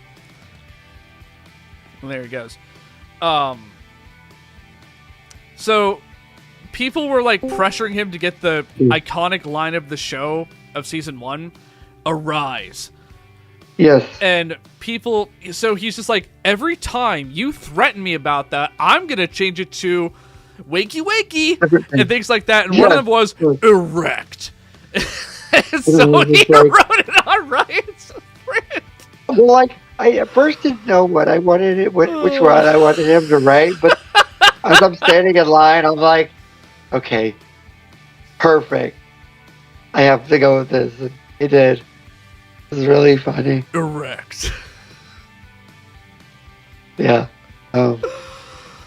Oh my very, god. very funny. I guess that's my answer. Man, I don't want to bitch about something. Let's get something I could bitch about. Oh, perfect! Perfect! Security incident! I might have something for this. Okay. Okay, I don't. I don't have something for that. Well, I do, but it's not something I could bitch about other than don't steal shit. Toward Gaming Expo 2023. Someone ransacked... Hey! It's John! Welcome. Hello. Welcome. Mr. Face. Hey, Matthew, how's it going? I want to say it was toward Gaming Expo 2023. Overnight between days, someone broke in and ransacked the shit out of the con center. Like, they stole a bunch of high-ticket stuff. And, yeah, Wow. I guess I'm surprised that security wasn't tight enough to be cognizant of that, considering a lot of what vendors sell is worth over $1,000. There's other security incidents from Tord, but I did want to go over really quick, like, gaming cons get targeted like crazy. So, anyways, that's my security incident. I can't think of any. I can't think of any Okay, that's in fine. particular. I was gonna say I don't think I've ever seen like a real security incident, but I know at GalaxyCon the one year that they had Hayden Christensen there for just a day, the lines were like so long because people were waiting for like 5+ hours just to get an autograph. That people were like passing out in line. So every so often you'd see like the medics come up with the stretcher. Oh my god. It was like every half hour there was like a stretcher coming up, and it was like, oh my god. Yikes. It was really bad. That con handled that really, really poorly. Yeah, I can't think of anything security-wise, at least. Yep, it's winter. The first year I went to a con and I dressed as Luffy for OhioCon. East Blue Luffy. So I went marching across the street to the North Market in flip-flops. Oh my jean god. shorts, and a red vest. Bro. That was fun. Oh my god. I'm so sorry. Because that reminds me of Logan. He brought up he was a shirtless character one year for Yomicon. And they have those two buildings, and like I won't. Oh yeah, the people mover. Yeah, I won't say his exact quote, but he was very cold. Considering he was shirtless, but I can imagine what the quote was. yeah. Given You know the him person. too well. Yeah. Yeah. I told a winter story last time I did one of these streams, but this time ShumatsuCon 2015 took place in Lewis Center, Ohio. It's north of Columbus. I only went for the day. And around 11 p.m. or so, this is in February, by the way. It was very cold. So I have another story that ties into this, but I was wearing a Full Metal Alchemist military uniform. So, like, stepping outside did feel really nice. But there's a whole other story attached to that I can go into another time. But I was so glad I lived so close to where the con was being held at the time. Because there was a blizzard that rolled through town. And I'm like, it was dark, it was snowy, but I also didn't live far, so it wasn't that bad. But boy, was I glad. The events worked out the way they did. Originally, the venue was going to be somewhere else, but the venue flooded, so they had to pick a new venue really fast, and they happened to pick one that was right by me. Lucky. So yeah, God, that could have been bad, but yep, it was winter. God, that reminds me of the first year that the old One Piece group that we used to have was gonna meet up at OhioCon. That was like the worst blizzard I think we had in Ohio in years, and me and Kevin and one of our friends were like, well, we're still gonna drive down anyway.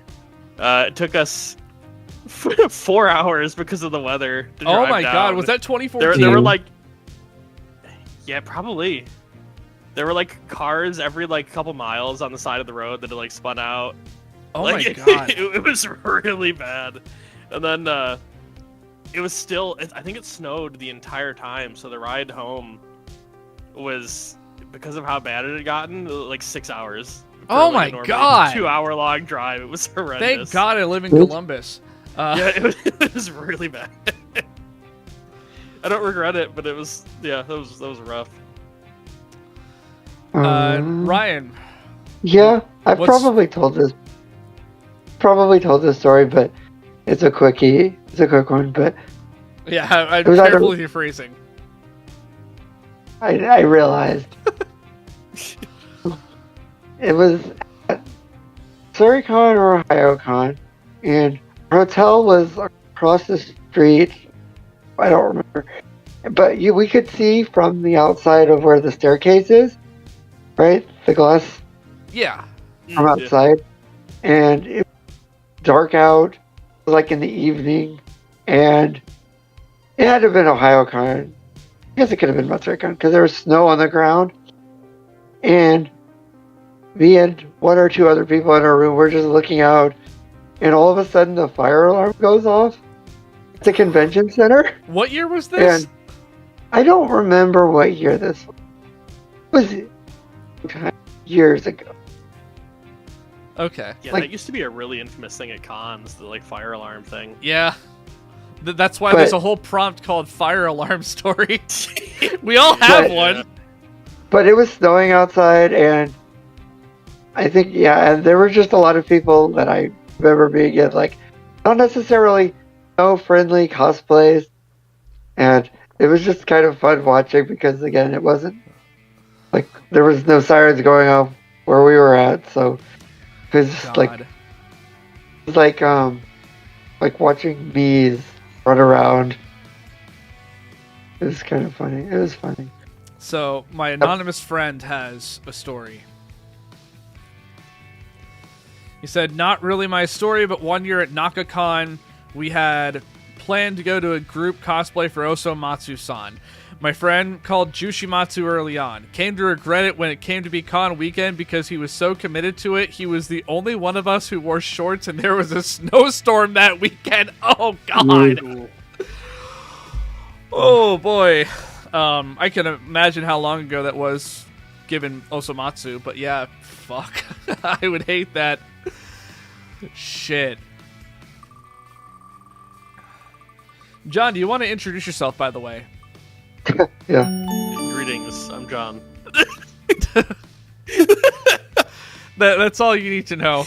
John, I was actually talking on stream about how we met. We met at OhioCon 2012 when you were Yosuku and Kevin was Johnny, and I said it was funny. Yeah, I figured the one named John would be Johnny, but... That was the era where, like, Kevin and I were hell-bent on cosplaying really obscure characters that no one would ever cosplay. Well, it was awesome. Yeah. My anonymous friend said, if you're wondering who I got, I picked Osomatsu himself. So, yeah. Mm-hmm. So, any story from 2022. God, I am gonna be spoiled honest, for choice. Yeah. Like, the last 5 years have been such a blur that I hardly remember anything. Oh. I'm gonna be completely honest. I know there's one story from 2022 I've told before that got everyone talking.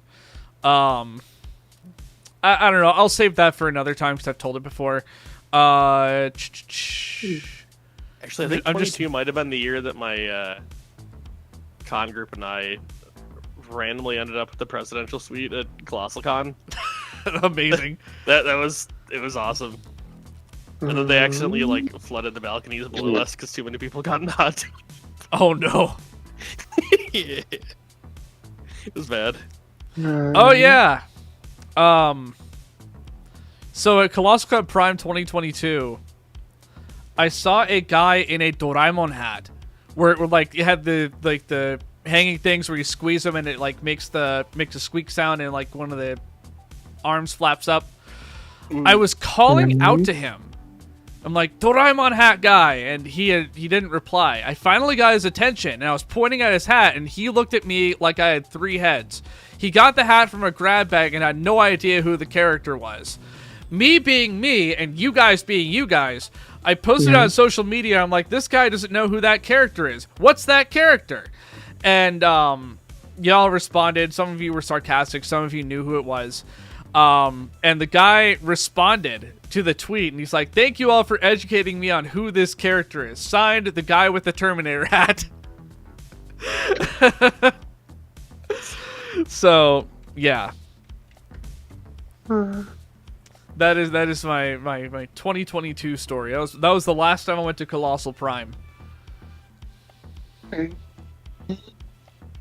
Otto is dry. Yeah, I did see the Otto Maruko-chan opening. Oh god, was 2022?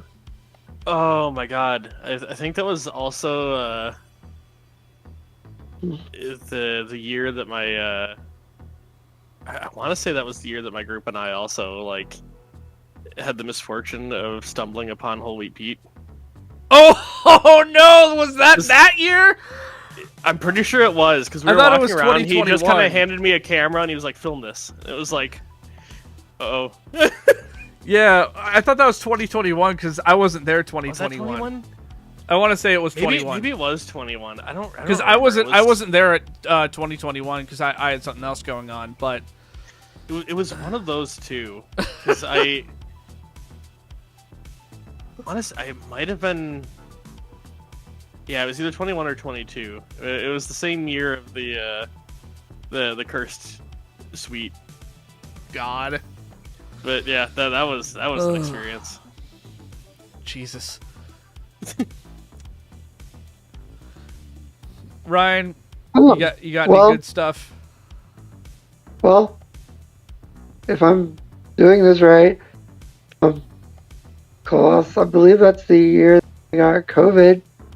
That sure was. That was the year you and I got COVID, and somehow your sister didn't. Yeah, I don't know. It was weird. But other than that, that was also the year that we did the Doki Doki Literature Club group. That is true. I have a photo of us. First time I did a female cosplay, actually. The only time so far. It was fun. Here, I can grab that photo. I'm surprised. Yeah. I'm surprised I don't have it saved on my folder because I love this photo. Yeah. So for context, Ryan, Nikki, and I did a Doki Doki Literature Club panel. And I was Monica, Ryan was Sayori, and Nikki was Yuri. And this was based on the fact we did a group playthrough at during COVID. We did a group stream during COVID. This is the three of us. Yeah. Ryan, you look so great. Thanks. But I love this photo of us. It is a really good picture. It was fun. That was a blast. That panel was fun. Yeah, it was. It was different for sure. But I actually have this on my list, so I'll just go ahead and check that off. If I can get back to my list, it's just, yeah, I got to figure out what's up with Streamlabs. Apparently, people are widely reporting this being an issue of Streamlabs lagging like crazy on Windows 11. what do we got? Vendor story. We're getting a lot of those.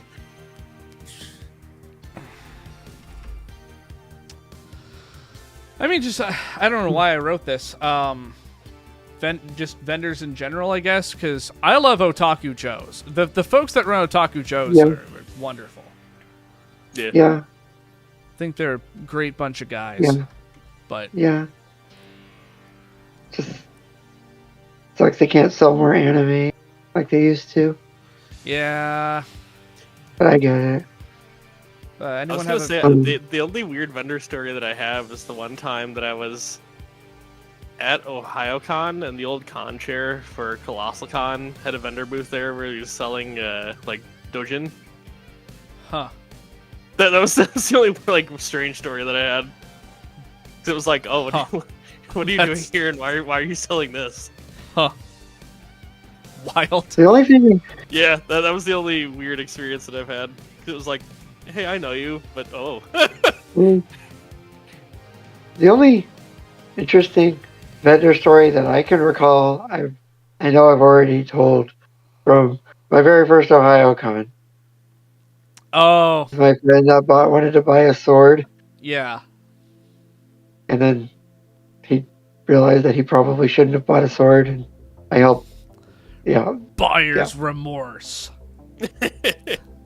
Well, he wasn't old enough to buy it at the time, so he gave me the money, and then I gave it to the vendor, and then bought it, and then we were walking, and I was like, I think your parents will let you bring home a sword? And he's like, no. So we walked back, and thankfully they let us return the sword, and he got his money back. That's about the only. That is vendor very story nice that of the vendor. That's a power move, though. Just show up with a sword and just like, what's up? Wrong Because otherwise I would have had wrong to place, take it wrong back time. to- I had one story written down for this because it was such a bizarre circumstance. Anyone else want to talk about the time they were in the wrong place at the wrong time? I might have to think about this one for a bit, 'cause I don't know if I have any like really good ones, but This was Ryan. Did you have one? No, I was just saying, I can't think of anything else. I did hear about that story, Matthew. oh, actually, there was this one time. This was ages ago, probably like maybe 10 years ago at least. I know at least I was like walking into the con center at Colossal Con, and randomly like ran into this 2D cosplayer like from the Gorillas, who kept trying to like offer us sips of his drink. It was just like it was just the strangest interaction. He kept like just saying over and over again. He's like, "You want a wee sip of the nip or something?" What? That's such a weird thing to say on top of that. He kept saying it over and over again. We're like, "No, we're good."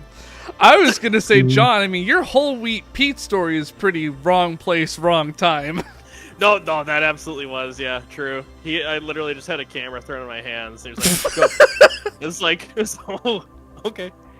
That's what we're doing.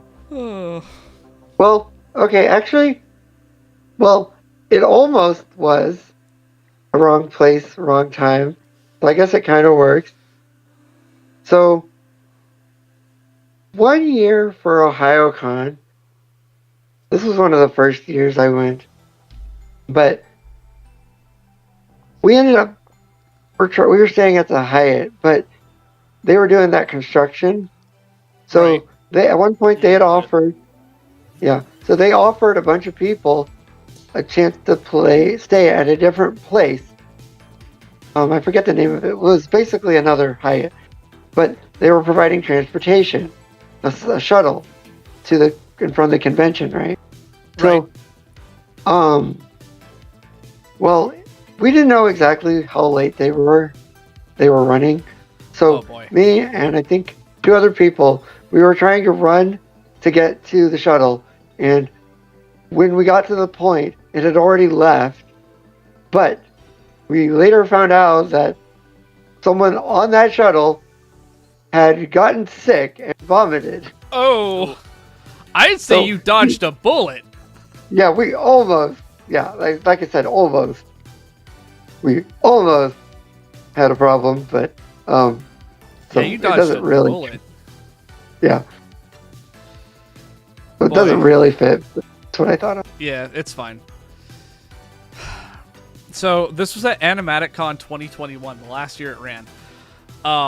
There was a very sickly looking Zelda cosplayer in the hallways. It looked like she was like about to pass out, and I was walking by, and I was like, I'm making sure she's okay, and all of a sudden passes out. And I'm like getting over con staff members like, what do we do? What's the protocol for this? And they had to get paramedics. So I got caught up in at least getting con flagged down. So in a way, it's right place, right time, because me and a few other people helped flag down con staffers and getting people around the passed out cosplayer. Thankfully, she came by the next day and was okay. But yeah, that was scary. Think of one time, SakuraCon 2023, I was in an elevator at the Seattle Convention Center. I tried to go to a floor with the arcade games. I accidentally went on the wrong floor for volunteers. Oof.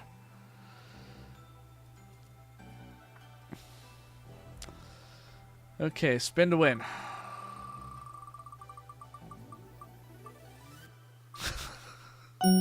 Severe weather. I don't know if I have anything super... Yes, I do. Yes, I do. Yes, I do. But first, I mean, we kind of went... John had a weather story, because we had the winter stories. Yeah. I don't really have, like, thunderstorm stories, or... I know there was Tornado Con. I was not there for Tornado Con, but I've heard about it. Anyone else want to talk about a severe weather story? I mean, I guess it was kind of bad out, but you can call it even better when we went to, was it ZipCon or Animal? Yeah, ZipCon 2018. That was actually going to be, that was going to be my story too. So I guess I can elaborate on it. Yeah, I mean... Yeah, we were there together for it. So first of all, by the way, I thought I know I told this last stream, but that was also in August. I thought I lost my wallet. Yep. And so I went back to the parking lot to look for it, and I was just it's like, what was it, in my pocket or something? Or in the car somewhere. But anyways, I found my wallet. So I had a hankering for the Taco Bell, you know. I wanted some Taco Bell, so we stopped at the Taco Bell drive-thru. It got me a beefy 5-layer. And I recall my dad calling me, and it's like, hey, just a heads up, the weather's kind of bad out. If you're going to be home late, that's fine. Just let me know. And I'm like, okay, Dad. So, me in the car with Ryan. Yep. Beefy 5-layer in my lap, ready to be eaten. Akron is like a 2-hour drive from Columbus, and I also had to stop by Ryan's place to drop him off. Yep. Whiteout blizzard. Could not see.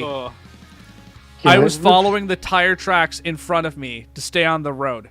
At one point, I got off at the wrong exit, and it was slippery. Thankfully, we didn't, nothing bad happened, but that was an extremely stressful drive home. That was an extremely stressful 2 hours of Ryan keeping me sane. Yeah, we were both on edge, I think, a little bit. We were both extremely on edge because we couldn't see anything. The road was completely covered other than tire tracks. Yeah, I was just looking around trying to I got home, didn't say a word about any of this to my parents. To this day, they do not know. I mean, not that it would be a problem. I just didn't want to worry them that, I just drove through a dangerous blizzard to get home. It just hasn't come up. I wouldn't be surprised if my dad is watching. He's going to text me and be like, hey, I heard about that. But, yeah. That's the only one I John, can do you have any severe weather stories? Not really too many. I think the worst one was the OhioCon one. It was pretty much the same situation where it was like white knuckle driving for like hours on end. Yeah. Here's one. Back in 06, there was a power outage and our house was being remodeled at the time. The couple of nights we ate dinner on the floor. One night we had bread and Honeycrisp apples. Another night we had KFC. Another we had made dinner over the fire. Another night we went to a buffet. That's what's up. Yum yum. I had a power outage like that back in 2004. Our street lost power for days. It was bad. It's a story for another time. I remember there was the one back in the early 2000s where like the whole like Midwest to East Coast was out of power for like a week. During the summer? Yeah, that was bad. I was out of that range because I know that was like Cleveland on up. Yeah, that was Columbus was not caught up in that. At least not for very long. But I've seen like videos about what happened because that was so infamous. Oh, awful photo shoot. Awful photo shoot. I think we Mystery Sanji. Yeah, I was the Sanji of despair. Yeah. Okay. Yeah. I'm like, John. You and I share a story on this. There was a One Piece shoot at OhioCon 2014 that got hijacked by some Sanji cosplayer we have literally never seen before. We had never seen him before. He took over the shoot. We had never seen him since. Yeah. He was an apparition. He really was. I don't think I've ever seen him at a con since that event. Yeah, just showed up, ran the shoot, and left. And so we ended up having a separate photo shoot with our group in one of the big lobbies at the convention center. But I remember you were really pissed about this. A third of the way through it because we were all like, this is terrible. Yeah. God. Ryan, that's like... I don't remember a photo shoot quite as bad as that one. Yeah, that one was infamous. Yeah, but Ryan, do you recall any? Because Ryan, you missed that photo shoot because you couldn't find it. Yeah, that's part of the problem. Yeah, he was looking for it, couldn't find it. The only person I met that year was Brad. I mean, how could you miss him with his neon yellow hair? Yeah. Is that the one that he died with later? Yes, he dumped highlighter fluid in his hair. Yeah. That was brought up last stream. Yeah, Ryan was unaware of this fact. I was looking at that picture because that was how I first met Brad. I was crying laughing because I thought that was going to come up. And I'm like, that's highlighter fluid in his hair. Yeah. I never knew that either. I thought he just sprayed it.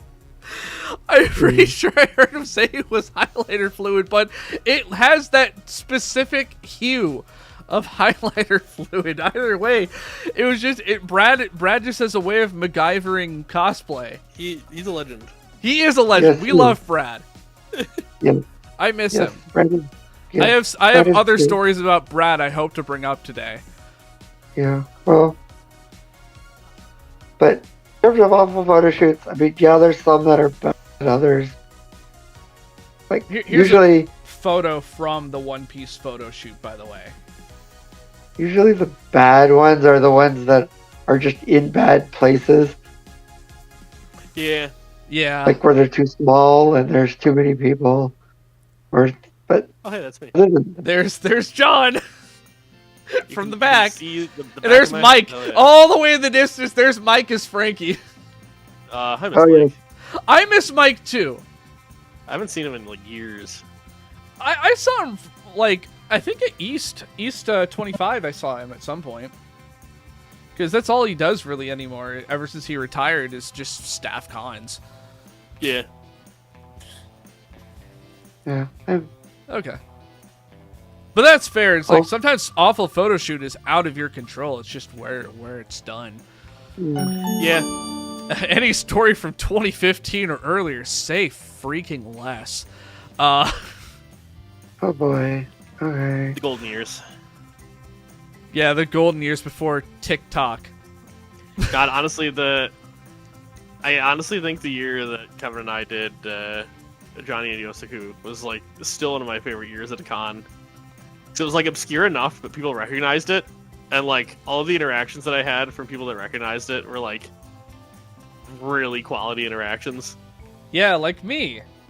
Yeah, I still have the picture. yeah. There- Like I there you remember two we are. I remember we met a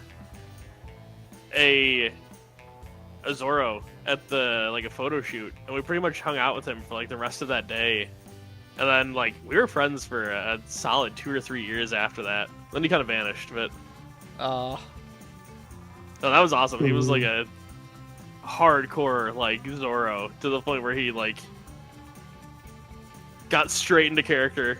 Like that's awesome. East Blue Zoro. It was like all about the whole trio. That Actually, let is me see. awesome. I might have. I don't know if I have it on here. I'm gonna see if But, I want an excuse to share a photo. Let me grab a photo.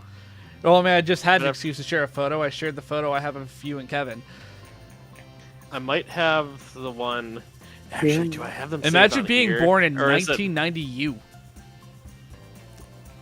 Oh, okay. Sorry, someone in the chat made a typo. Okay. It's the legendary year.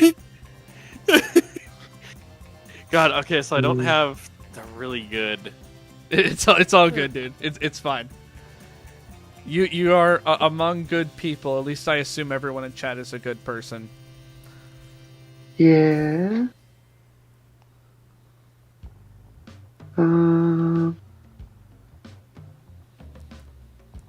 I'm looking through some pictures. The years. Trying to find something good. Oh, I'm back. So, I mean, man, this is like My internet might cut out from time to time because there was some ice buildup on my fiber lines, and I'm pretty sure it did some damage. So oh no. yeah, so every so often my internet just kind of cuts out for no apparent reason. Oh, that's- It's time to go back to the past here, real quick. Yeah. Ryan, do you have any particular burning ones? Ryan, buy me some time. Yeah. Okay, well, I think I don't remember if we talked about this. Hey, Pedro. We're sharing well, con stories.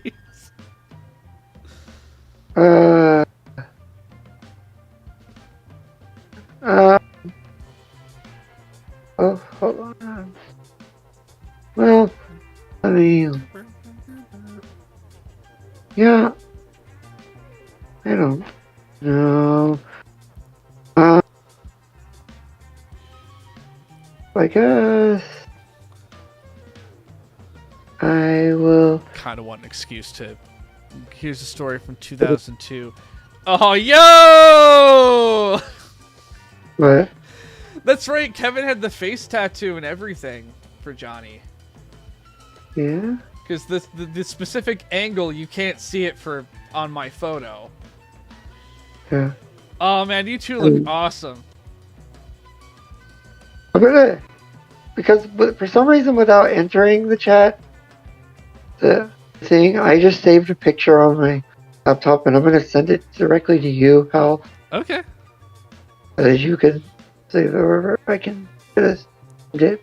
He was I called didn't name Zolo in the 4Kids dub. He is still called Zolo in the Viz manga as a result of him being called Zolo in the 4Kids dub. Even though that was 20 years ago. Contractual obligations and all that. Come on. Where is it? Okay, I do have a funny story that involves It's you, just a- Ryan. Oh, well, here's the cool picture from a One Piece shoot in 2015. I call it that pool. With that one pool. that Oh, doesn't the exist. Kami cosplayer. Yeah. Here, I'll post the picture. There was Okay, a thank Kami you. cosplayer. From One Piece. Yeah. And when there was still a pool, Yeah, when there's still a pool. well, this pool specifically. Yeah, So- that was... Just a funny thing that happened Yeah. was we were all at the same autograph line. It was me, Oh, you, and Snub Stumpy. So, just how this all shook out.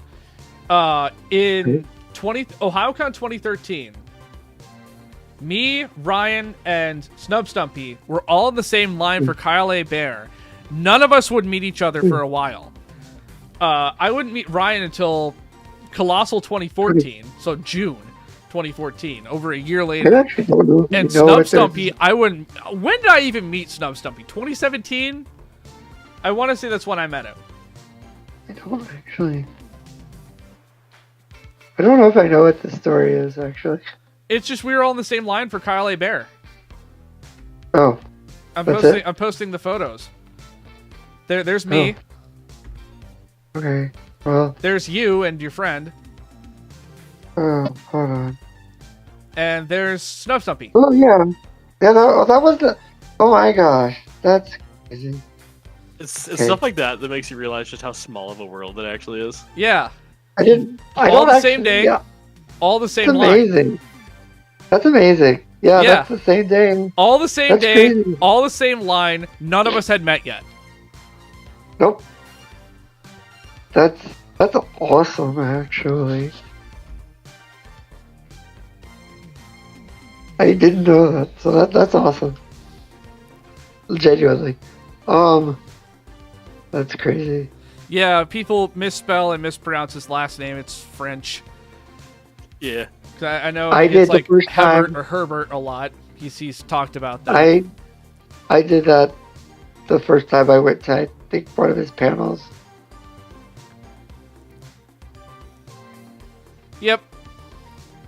But that's awesome, genuinely. He's Ryu in Streets. I'm sorry, Ryu from Streets. Hello, it's me, Ryu from Streets. But did you see Kyle actually dubbed over that? Alex Lee had Kyle come in to dub over that video. It's so good. It's the same general tone and everything.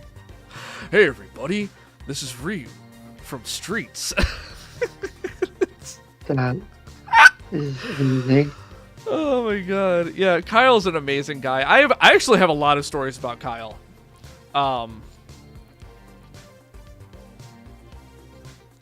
Yeah, So, I yeah, love Kyle. we pretty quickly had good stories about 2015 and earlier. It's like it really was the golden years of cons because it was before big time social media crap blew up. Like you were posting on forums and you were posting on Facebook groups. Oh my god, dude, I miss con forums. Those were so much fun. Those were a blast, man. Oh Everything my being God, I relegated met to Facebook so many sucks. people through forums. Yeah. Escalator story. Let's go. Um, I don't know that I have really a any crazy video. ones. I have a video for this. I probably have a story, but I don't probably told it because both of them. Cool.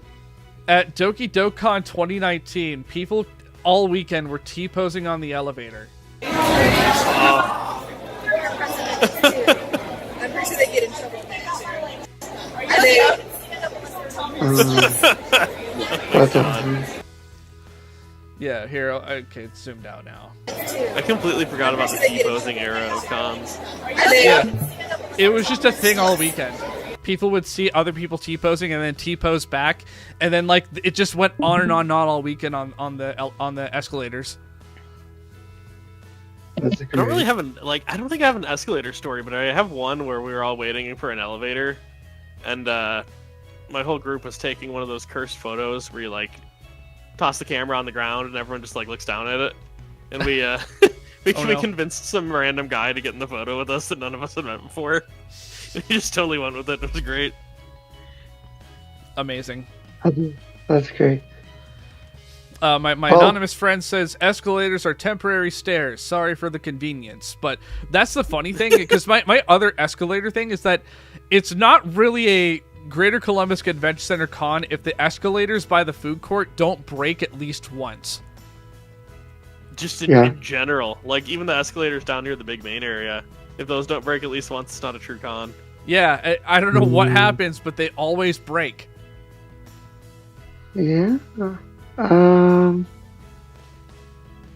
need to see if I even have a picture from it, but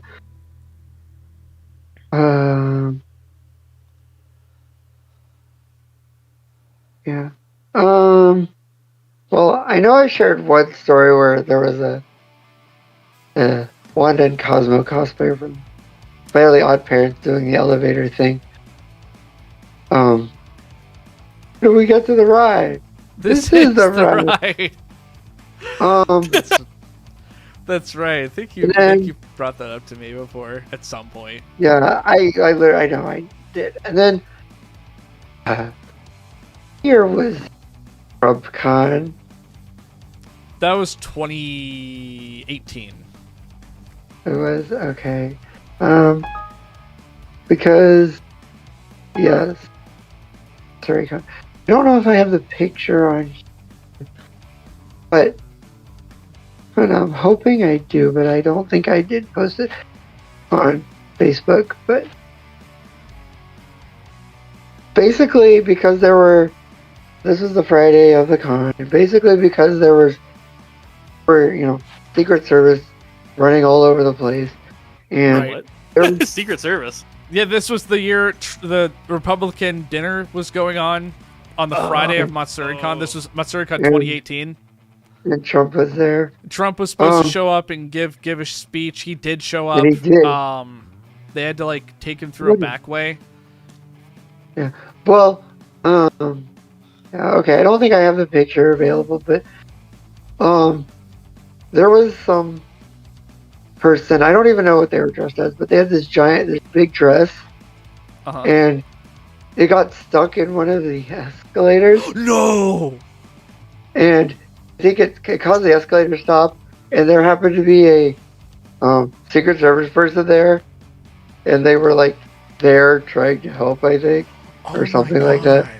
I need to find. I don't think I'm gonna be able to find the picture. Yeah. That's insane. Yeah, that was pretty crazy. Yep.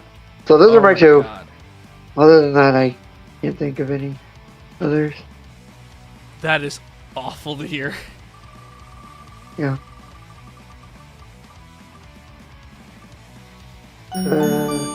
Concert stories. Let me tell you, most of my concert stories and how I couldn't go to them. Because there was a Belle concert, the movie, the Mamoru Hosoda film. Right? Because the girl who does the English voice for Belle in the movie was having a concert, and Michael Nicholas, the ADR director, was there too. Yeah. I had a panel at the same time, so I couldn't go. But I did get to go to the Q&A, and I did meet both of them for autographs, and they were both lovely. Michael Nicholas is always so lovely to meet. He's so funny. Yeah, he's always been nice. I've met him a few times.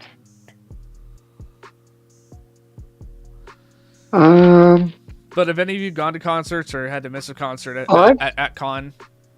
I mean, I don't really have too many concert stories. I feel like I usually end up missing them, but I've gone to concerts, but thankfully nothing usually bad happens. You know, oh my gosh. I can't believe I'm thinking about this. Do you remember MidoriCon? Oh yeah. They had a concert when they were still saying Ghost and Blue was there, Yeah. and they did an outdoor concert, but I think they didn't have one of the members, like the drummer, I think, or something. Oh, it was like a super chill acoustic version of it. Huh. And I think I remember texting you this because I think they did a song from Persona 5. Oh. I don't remember the song, the name of the song at least. So that was cool. Again, not bad, just different. But yeah, well, I guess I'm going with that because Fair enough. nothing usually bad happens at cons. I don't really go to con concerts, but that was the one I was absolutely really wanted to go to. But yeah, they scheduled me for a panel at the same time, so is what it is. Because yeah, there's only been one concert I have been to, not at a con, and it was in my adult life, and it was Beast in Black in 2023, and it was super fun. But I know that is a thing people partake in at cons is concerts. So mistaken identity, God. I've been mistaken for so many other people, but this isn't about me. My story of mistaken identity, I overheard secondhand. I was there for it, though. ShumatsuCon 2017. Okay. There was a panty cosplayer from Panty and Stocking. I will pull up a photo of this just for context of... I got a picture of the cosplayer because I love Panty and Stocking. It's a really fun anime. ShumatsuCon. I don't have a folder for this. Or I don't have an album for this. Rip ShumatsuCon. That was a pretty fun con. I'm not going to lie. The one time I went, it was fun. Yeah. Where's the picture of that panty cosplayer? Oh, here. A panty and a Nozomi from Love Live. But on the right is Panty. If you are familiar with Panty and Stocking, you know it's a very inappropriate show. But anyways, I hear this little girl run up to the Panty. It's Tinkerbell! It's Tinkerbell! Oh my God. And her mom got a picture of the little girl and the Panty cosplayer together. No. Because the little girl thought Panty was Tinkerbell. It was so cute. But oh boy, that little girl was super mistaken on that character.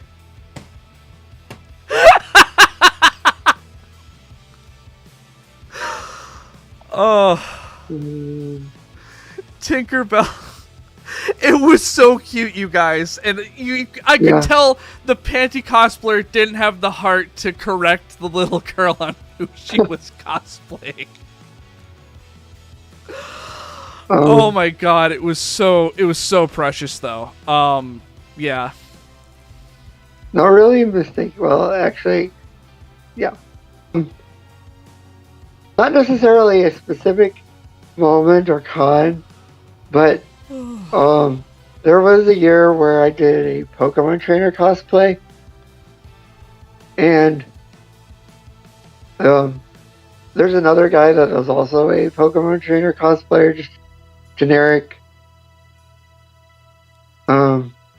And I've had at least one person ask me if I was another person. Because, yeah, like I said, I don't remember any specific like stories per se, but I do know that have happened at least one time, if not a couple of times. That's really funny, because at Anime Punch 2016, there was a guy cosplaying Red from Pokemon. Yeah. And the dude bore this uncanny resemblance to you. I know his name is David. I know who, we're friends now, but you two met one time. And it was just like, I never saw you two both in the same place at the same time until that con, at that moment. But it was really funny, because every time I saw him, I thought it was you for a second. Yeah, and you might have been part of that process as well. But you were at a different con in a different city at the time. So I knew it wasn't, I knew it couldn't have been you. Yeah, so I just remembered that. You talking about that just reminded me of that. Yeah. Well, yeah, that's my story. What say you, John? What's your mistaken identity story? I actually don't know that I've really ever had a situation where I was like mistaken for a different character.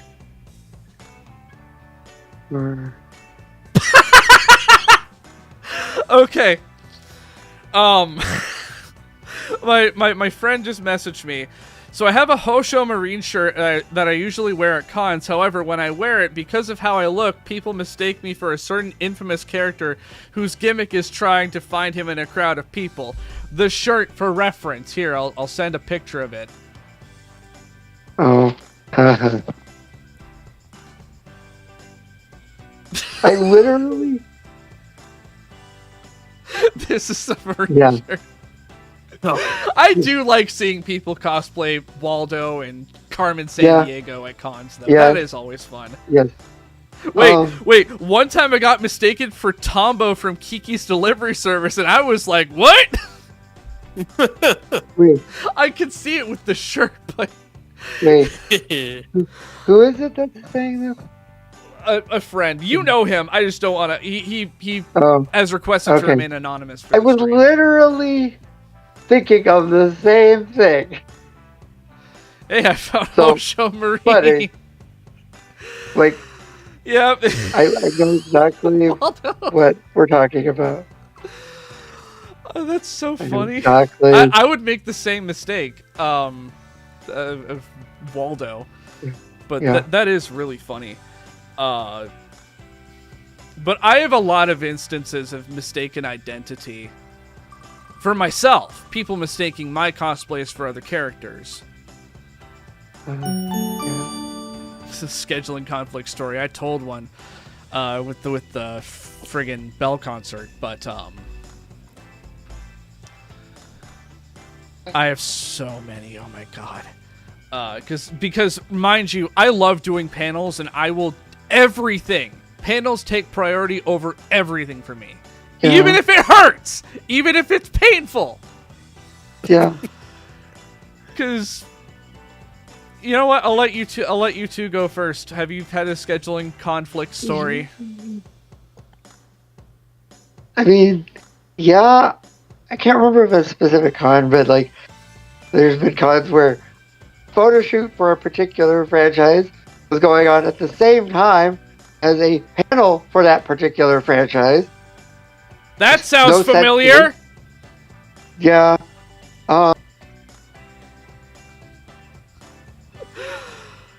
I do. I know. A couple of years ago, I think there was a grab session that got conflicted with something else, but that's about. I can't recall anything specific right off the I can. But yeah, I was gonna say I don't really have any off the top of my head. The only thing that I remember once is I think it was more so because the con was just Oh, a mess. But I don't know if it was Oh. OhioCon or MatsuriCon. But they had gotten a professional Rakugo storyteller as a guest. Yo! And I desperately wanted to go to the panel and like see him perform, but it was like unclear where it was happening at, and then they didn't. I think they like changed the schedule for when they were going to be performing too.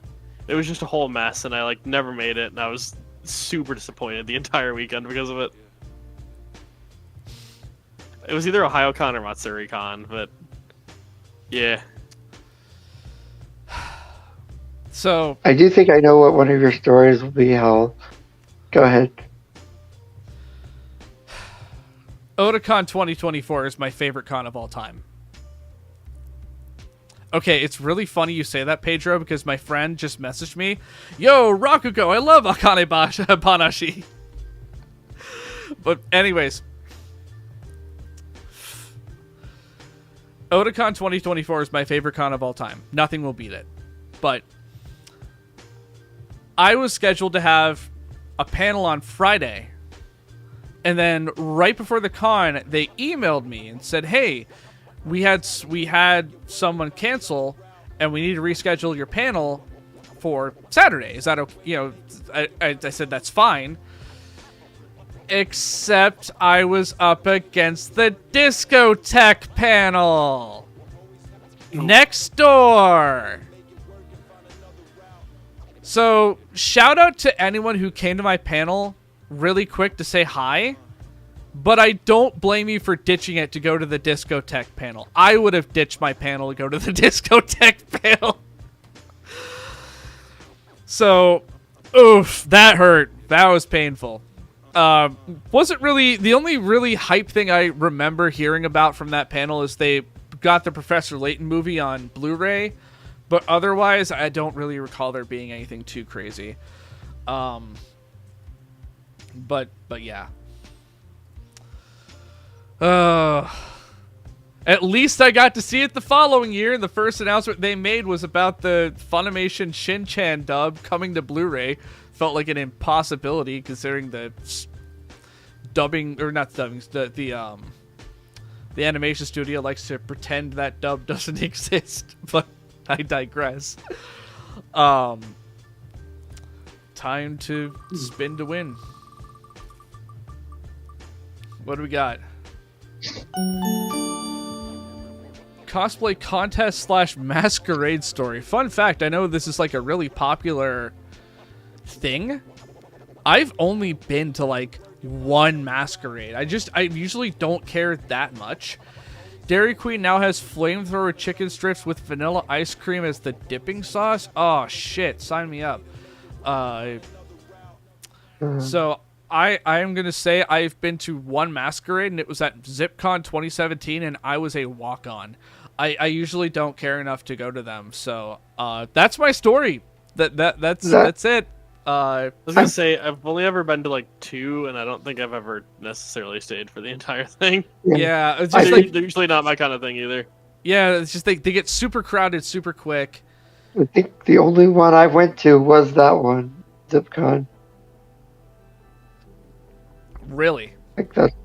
I'm surprised. I'm surprised y'all don't have more tales of the contest or the masquerade. I mean, it's always crazy, whatever. How late's Dairy Queen open? Sorry, you guys got me thinking about it now. All this chicken talk has me thinking about the hyper HD photo of the chicken.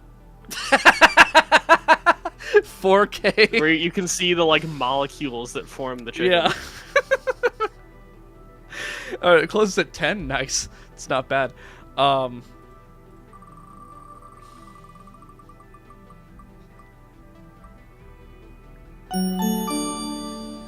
Oh man, digital con story during. I have none for this one. Really? You didn't have that itch during COVID? No, I was like, man, it ain't the same. It really wasn't, but I gotta respect people for at least trying. Yeah, I respect it. Because that was OhioCon that year was EHioCon 2021. Ihayokon. Yeah, Ihayokon. And it was like... The best Go ahead. one was definitely Anime Lockdown, the first year. And like they legitimately were trying to create stories to make it sound like they were actually at a convention. Like it was really fun. Like they were talking about how there's a wedding going on next door. Like the elevator's broken, or just like stupid stuff like that to make it feel like you were actually there. It was so good. The hosts were really good. It's funny. That was the best one. They were really well organized. I don't remember any of the panels or anything, but like all the artists and stuff were organized really well. I don't remember if it was that year, but I did get a couple of commissions for different things. But yeah, no, I will always remember Anime Lockdown the first year. They've tried to do it a couple of years even since, but it's just not been the same because don't really need to when there's real life conventions. Right. But I get why though, because it was a lot of. I did hear Dick Van Dyke turned 100. The basis of Dick Van Dyke. Or for the name. CVCon 2020. It was run by a couple of people who live in Ohio, who I'm now friends with. They were putting this together last freaking minute. And they put on a heck of a show, considering, because we were all desperate to go to a con. This was like March or April, something like that. It was like right after lockdown started. And they needed panels. So they had up they had a form up. So I'm like, hey, I'll just submit all my panels, see what they want. They took all of them. So the con was for a day. I ran all 5 of my panels, much to the gratitude and relief of the con hosts. And specifically what did well was my Danganronpa panel. There were so many people on that call. Because Danganronpa was like at its peak in popularity back then. But by the end of it, I remember being so tired. It was like 7:00 p.m. I went into I went on my bed and I like watched the Simpsons movie. I was so tired, but I'm like, I know I could do more. I know for a fact I could have done more. But yeah, no, you are correct in that. Yeah, it wasn't the same. You know, people tried their best, but there's just no replicating the con experience. Yeah. If you went to Anime Lockdown, though, I think that was about as close as you could have gotten Probably. to an actual con. It was a lot of fun. There we go. Obscure series representation story. Oh boy. I have one of these. But Ryan, why don't you go first while I dig up that photo?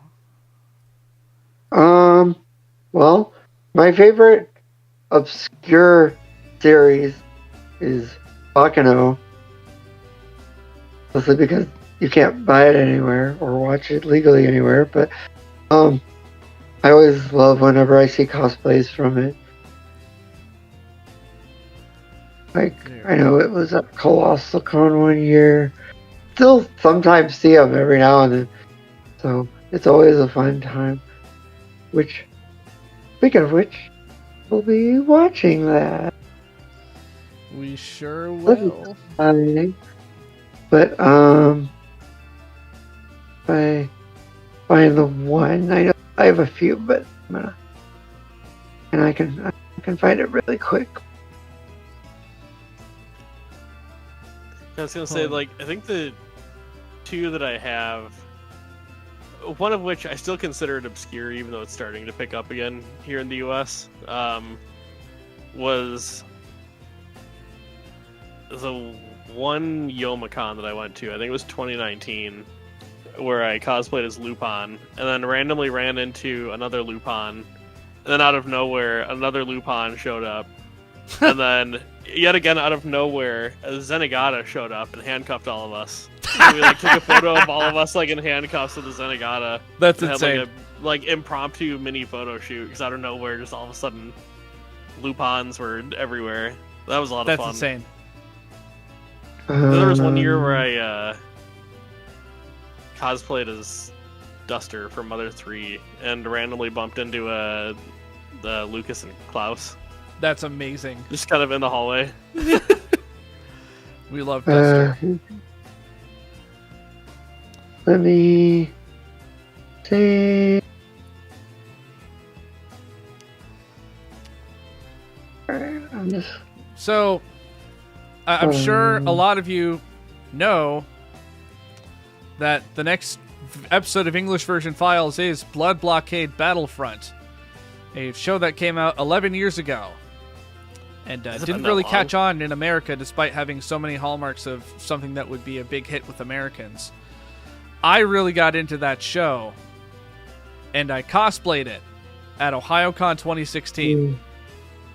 Yep. I was hanging out with someone who was cosplaying from Bleach, and my interactions were quality over quantity.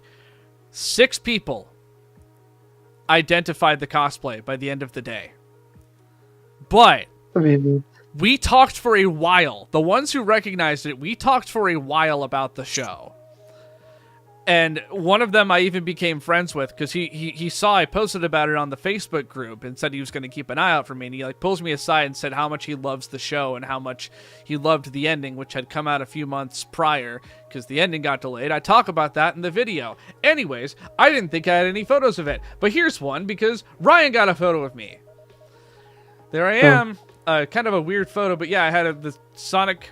I had Sonic with me. I had the shirt. Yep. I thrifted it somewhere. I had a fanny pack. I forgot about the fanny pack. I was carrying it for my friend because it had their medication in it. But because at first I'm like, what the fuck am I wearing? And it's like, oh, it's a fanny pack. But yeah. And I sent you the picture that I was looking for. Oh, okay. Yeah, I think I've seen this photo. The Bakano photo. This is from 2018, Colossal Con. 2018, damn. But yeah, I did cosplay Leonardo Watch, and I was talking to Meg. Go ahead. Sorry, I got distracted. What? But anyways, Yay. there's the photo. Yep, great cosplay. I was so excited. Great group. I walked, like I said, that's in the in the cafe area at the Kalahari. They were sitting, and I'm just like, oh my gosh, this is amazing. I have to take a picture. And they were very nice. That is amazing. Yep. It's a little blurry, but it's alright. Still good? Yeah, it's all good. So, Miffy is starting to be popular. What on earth is Miffy? I don't know. It sounds like a question I shouldn't be asking, but but yeah. Leonardo Watch. I loved that cosplay. It was funny because I met Aaron Disbeek in 2020, and he said, for as much as people say they love Blood Blockade Battlefront, he had never seen a cosplay from it before. But getting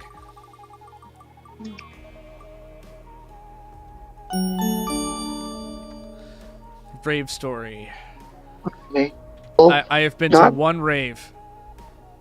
I have a story. Oh, keep not PG-13. because I know, but it's not because I was at a rave. Oh no, that's the funny thing. It was at OhioCon. I went to the roast that year. I don't remember who they were roasting that year. For some reason, the room they were using for the roast was below the rave. Oh, hell yeah. Or very close to it. Oh my god. It felt like there was a freaking earthquake going on. And everyone was like making jokes about it. Like all the guests and stuff were like, Oh, crazy!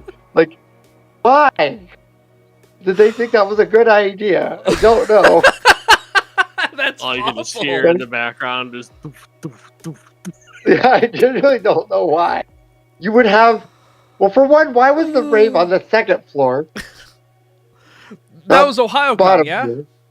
Yeah, Yeah, that's where they usually held it, because I went in 2010, yeah. and it was on the second but, floor, like, and I was bored. and then they had the roast below it. So funny. That's a choice.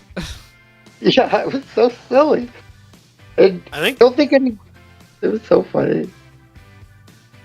only like one of the only memorable rave stories that I have, because most of them have all been pretty chill. Was just this one year. I want to say it was Colossal Con, maybe. But everyone was like passing around a like cardboard cutout of Danny DeVito. So it was just like getting passed around the entire rave and stuff, and people were like dancing with it. And Oh, okay. My friend just sent me Miffy. It looks familiar. That is funny. I saw at ZipCon one year. Someone brought a Danny DeVito cardboard cutout and put it on the stage outside that cafe. I love Danny DeVito. Man, that was my rave story. I went, I was bored, I left. I bought a skull sword for $10, dropped it. It's like one of those swords that like flashes and glows and stuff. Dropped it, it broke, stopped working. I left, I was bored. I always like checking them out, but Comic/pop culture con story. okay, interesting. So like Fan Expo Cleveland, Cincinnati Comic Expo, PopCon Indy. Kind of GalaxyCon, I guess. Yeah, GalaxyCon counts. And Animaticon. Or Yeah. Animate Columbus, which is basically GalaxyCon. I have a lot of stories of like just meeting guests in general. There was a really cool one at this past GalaxyCon though, where my friends and I were all hanging out at the bar over at I think the Hyatt at the convention center down there. And we were just sitting there, and all of a sudden we start noticing that like pretty much all of the guests for GalaxyCon were pretty much in the bar area that night. So there was like pretty much right next to us. There was I think it was Brian Tochi and Ken Scott. They were Leonardo and Raphael in the old live-action Ninja Turtles movies. And then there was like Kenny James like sitting further across the way. Oh, that's awesome. There's this wrestler, I think his name was Jason Nemeth or something like that. He and a couple other wrestlers were just kind of all over the place. There's a bunch of anime voice actors that I kept seeing pop up. It was like, what the hell is going on here? It's like, is there nothing else to do? Like, jeez. It was kind of neat because there was just pretty much every direction you looked, there was just like another like guest just sitting there. Yeah. I do have a half story. This is also GalaxyCon. First off, they had this special like party for VIPs, right? And they made it sound like there were going to be like lots of like guests there. The only guest that was there was, other than like cosplayers, was Neil Flanagan. Oh right, The voice of Naruto. That's a half story though, but because your story made me think of that, John. But the actual story is something I was mentioning earlier about Kenny James, my interaction with him, which was very nice. But he's in One Piece, which was the main reason why I was seeing him. And obviously a lot of people that are going to see him really know him for being Bowser. Like that's his almost main shtick. I mean, he does, like I said, he does anime. But the staffer that was with him did not bother to tell him what my book was for. So he signed it as Bowser by One Piece. And it wasn't until he got through the entire quote that I'm like, this is for One Piece. And then Dude, just on autopilot. he then almost tore the page out, and I'm like, no, please don't do that. Because I want to fill every page of the book up, right? So, unfortunately, that means no do-overs. So, he just added the character's name at the bottom, which is, for you, John, Dr. Miyagi of the Meat Tribe, the Goat Doctor. Yeah. He plays him in the dub. And, yeah, he signed him at the bottom. And then when we got a picture together, he even took a print that he has of him, used it for the picture. It was funny. It's like, please don't do that. And, let me just rip this page out of your book. yeah. Yeah. In true Bowser fashion. Last year, you Yeah. cosplayed as Ronald McDonald and saw a Jollibee cosplayer on an escalator. I wish you had gotten a picture with that person. That would have been awesome. Sorry, I'm reading chat. Oh, yeah. Gotta fight for your territory there. This is So McDonald's this is a territory. quick one. This is a quick one. This is from PopCon Indy 2025. Ryan and I took a road trip, a day trip to Indianapolis to do this. Because he really wanted to meet Daniel Ba, who voices Jinbei in the One Piece dub. And it took us 45 minutes to find parking. Oh, Jesus. Yes. It took us so long to park. It was unbelievable. Yeah. That's why I'm glad when we got in, because it was Sunday, there was no line to get a badge. So we just went in, got our badges, and went on our merry way. And Ryan spent a stupid amount of money. Just on autographs. Yeah, Actually, you spent so much money, your bank froze your card. Yeah, or, I think, yeah. Which, common. Or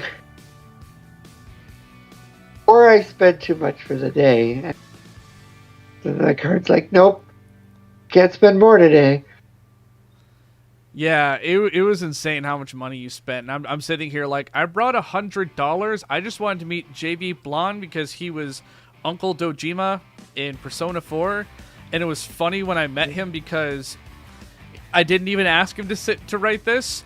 He wrote down great vegetables. I didn't even need to ask. It's what he wrote because apparently he'd been asked to write that all day. If you play Persona 4 Golden, you know the context, but...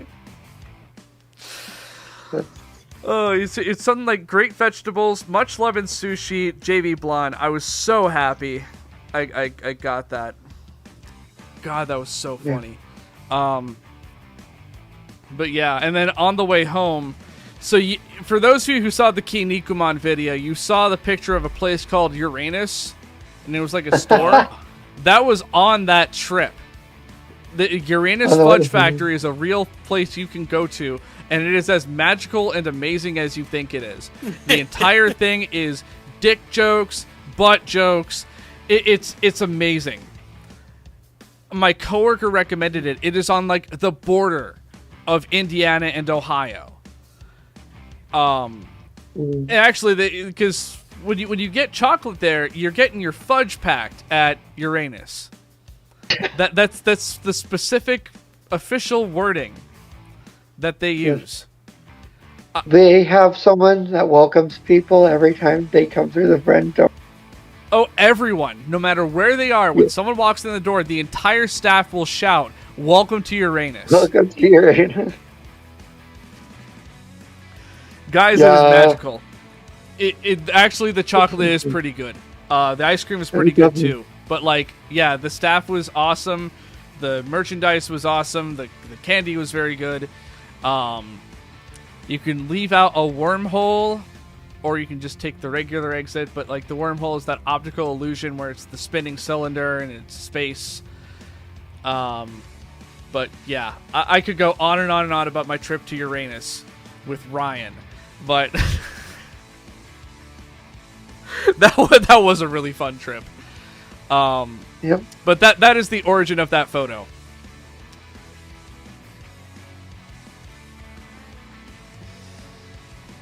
Oh my god, we'll do a few more. Yeah. Because I'm gonna see Ryan tomorrow. Yeah. Popeye's chicken. I Everyone need to said get welcome to some sleep. Popeyes. I need to Heartwarming get some story. sleep. Oh, I've got some heartwarming stories. Like Ryan humoring me to go to Uranus. I had to bug you a bit.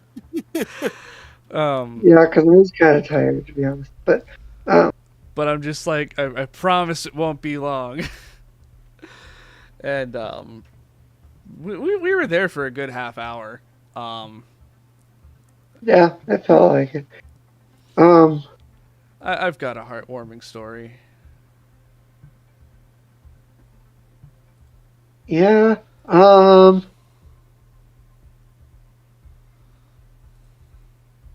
Probably told this story, but whatever.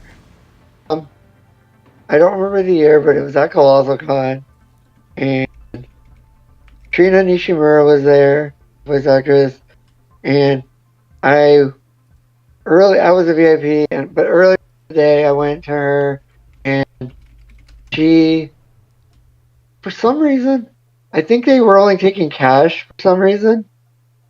Like maybe their machine wasn't working or something. I don't remember, but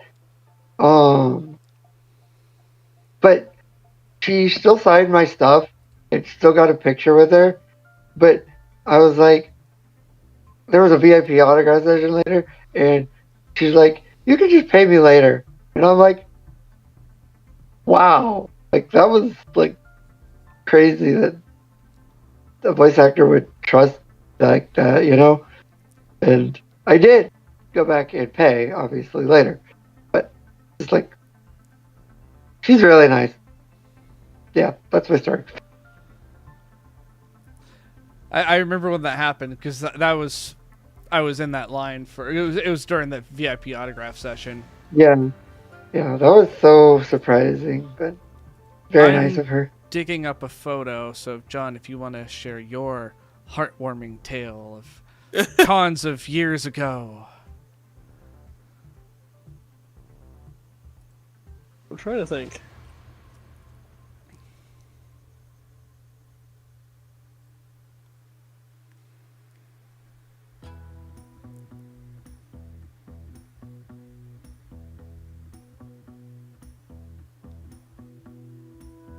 Sure, if I thought about it long enough, I could probably come up with something, but I'm like blanking at the moment. It's okay.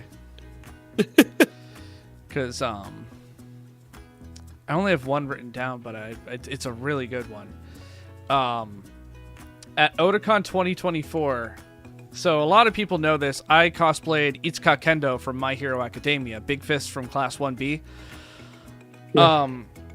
I was at the My Hero photo shoot, just waiting for it to start. This girl and I'm guessing her mom walk up to me, and this girl is super excited, and she's confirming with me I'm Kendo, not another character with orange hair and a ponytail. And she's like, "Oh my god! After all these years of mistaken identity with like Misty cosplayers or the Professor from Pokemon Sonia cosplayers, I finally found a Kendo." And she was pulling out all this Kendo stuff, a Kendo plush, a Kendo shirt. She was so excited to meet a Kendo cosplayer. And it was so sweet. Nice. This is her. She was so excited. Oh, that's awesome. And I saw That her is this. very I nice. saw her this past year too. There was another Kendo at the shoot as well. But yeah, Oh, she still loves Kendo. I just remember that story stuck with me all weekend, guys. Yeah, that's awesome. That was genuinely really sweet.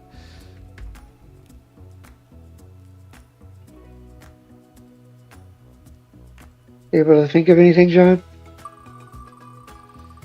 John, the most heartwarming thing I could think of with you is the fact that you exist. Oh.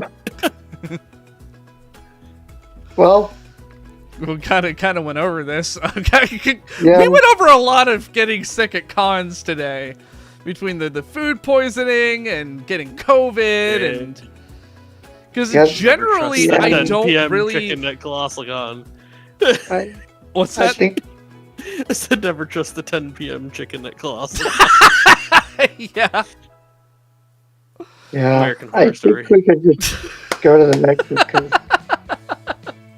I've luckily never been sick at a con. Oh fuck.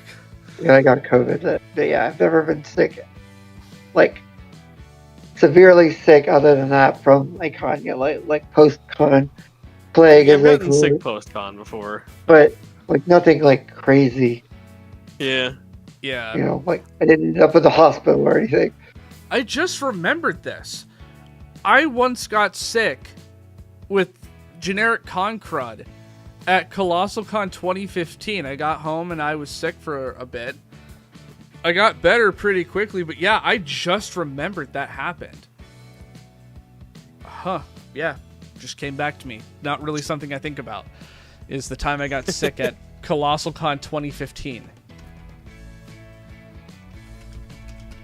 I think we could move to the next one. Huh? Yeah. I guess we're all pretty healthy. Generally. Oh, yeah.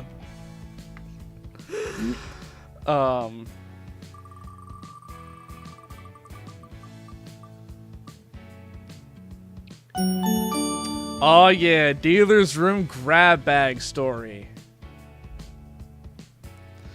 Honestly, never the bought best one of the stories grab are the bags. ones that are just what's on the bag is what's funny. Yeah.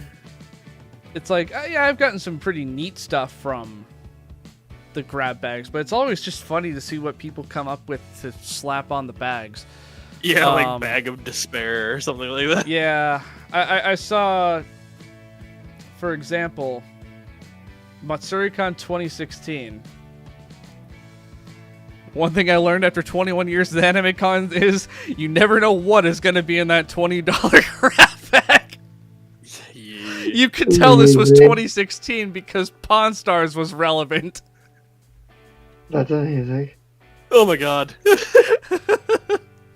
I have pictures of some pretty good ones.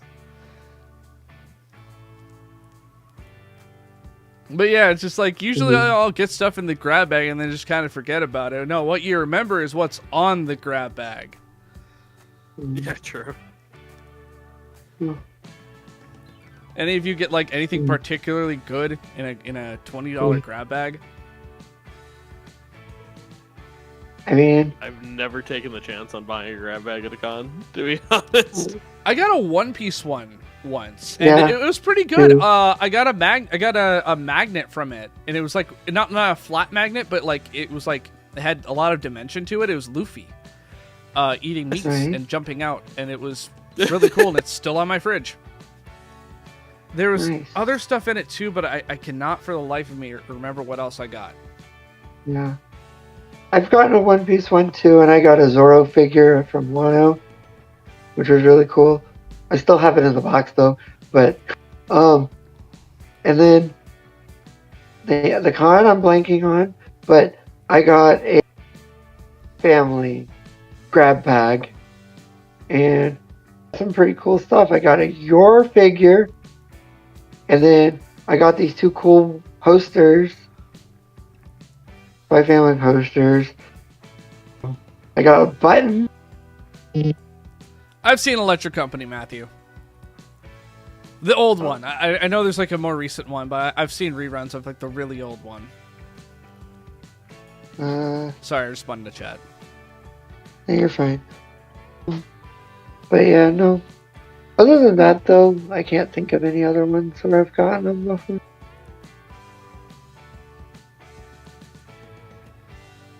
John is not a risk taker, which sounds like John. I don't blame you. The thing is, I don't care. Like, I know, I always say I am the fakest AniTuber. I don't care that much about, like, every single fucking series that exists. Like, I care about very specific ones. Like, One Piece. Like, if there's a One Piece grab bag, sure, why the hell not? I'll spend $20 on it and see what I get. Oh yeah, I remember something I got out of it. There were these One Piece bottle caps, like you put it on a plastic bottle. The one I got was Zeph's hat.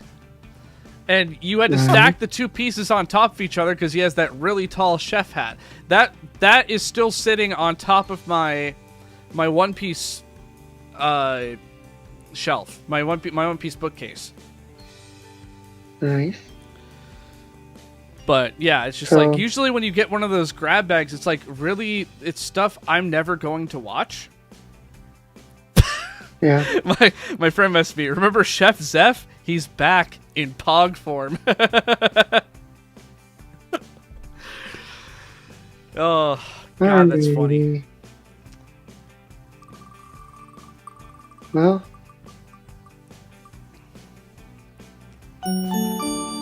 Dodged a bullet story. Oh boy.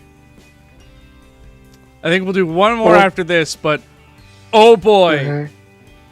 I'm gonna see. Do any of you have dodged a bullet stories? Well, I already told one earlier. Yeah, true. Should have saved that. Boy, I have a good one. But nothing else is coming at me right now. I have a few. Come to think of it, I have a few dodged a bullet stories, but I have one written down. Okay, well. But John, what you got?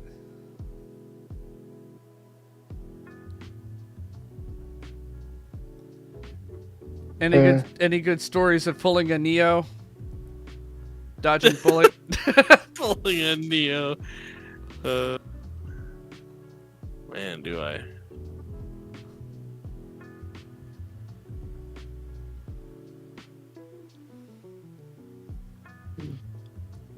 Not off the top of my head that I can think of right now. Okay, that's fine. I know this is like really specific. But there are those stories though where you're just like, God, I lucked out this time. Oh my God.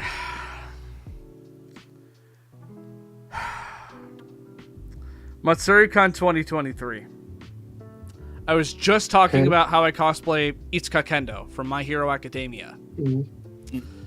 There was a My Hero Academia photo shoot on Friday at the con. But the con had me do my Danganronpa panel on Friday, and there was an 18+ Danganronpa shoot. It didn't get too raunchy. It was just nice to not have kids running around. So I opted to swap out Kendo for Chiaki from Danganronpa 2. And this would prove to be possibly my most legendary bullet dodge ever. Because I would come to learn someone with whom I have extremely bad blood made their first appearance at an Ohio convention for the first time in a very long time at the My Hero photo shoot. Oh my. That would have been bad. So, thanks, MatsuriCon staff, for scheduling all the Danganronpa stuff on Friday, including Chris Tergliaferra's own Danganronpa panel, which was around the same time as mine. Ash was trying to find my panel and accidentally went to Chris's instead. Chris is the voice of Gundam Tanaka, by the way, in Danganronpa 2, as well as Ryoma, I think his name is, the tennis player from V3. But anyways, I dodged a bullet so so good. God, that was, I was so happy when I learned about that. But yeah, that's me dodging a bullet. So we're gonna do one final. Oh man, actually, that reminds me of God, I don't want to say his name, but we both know this person from cons. Oh man, I'm trying to think of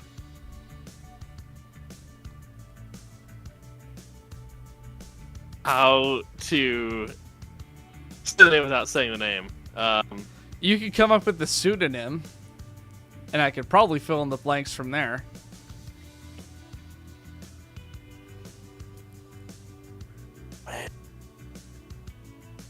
I know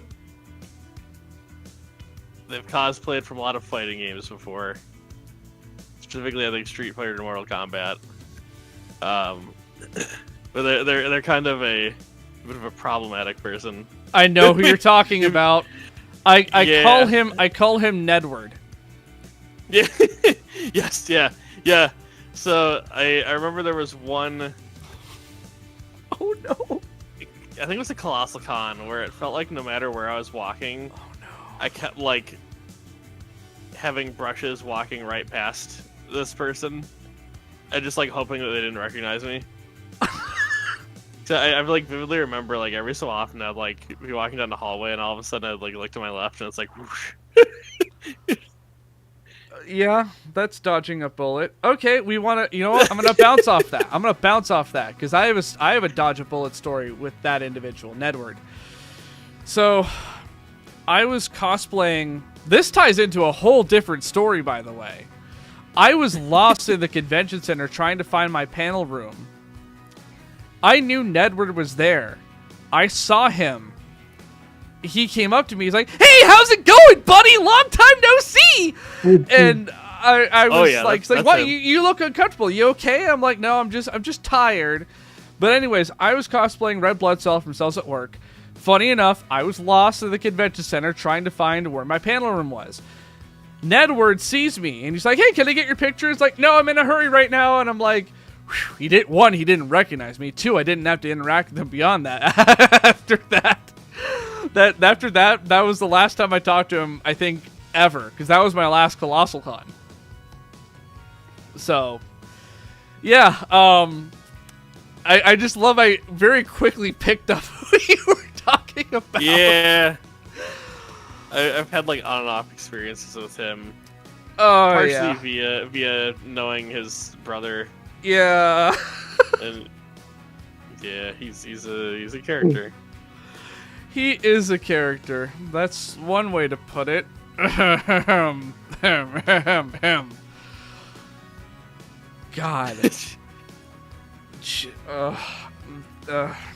I'm too nice. Yeah. I'm too nice. I will say that again. He stuck around as long as he did in my life because I'm way too nice. But anyways, we can bitch about him more another time.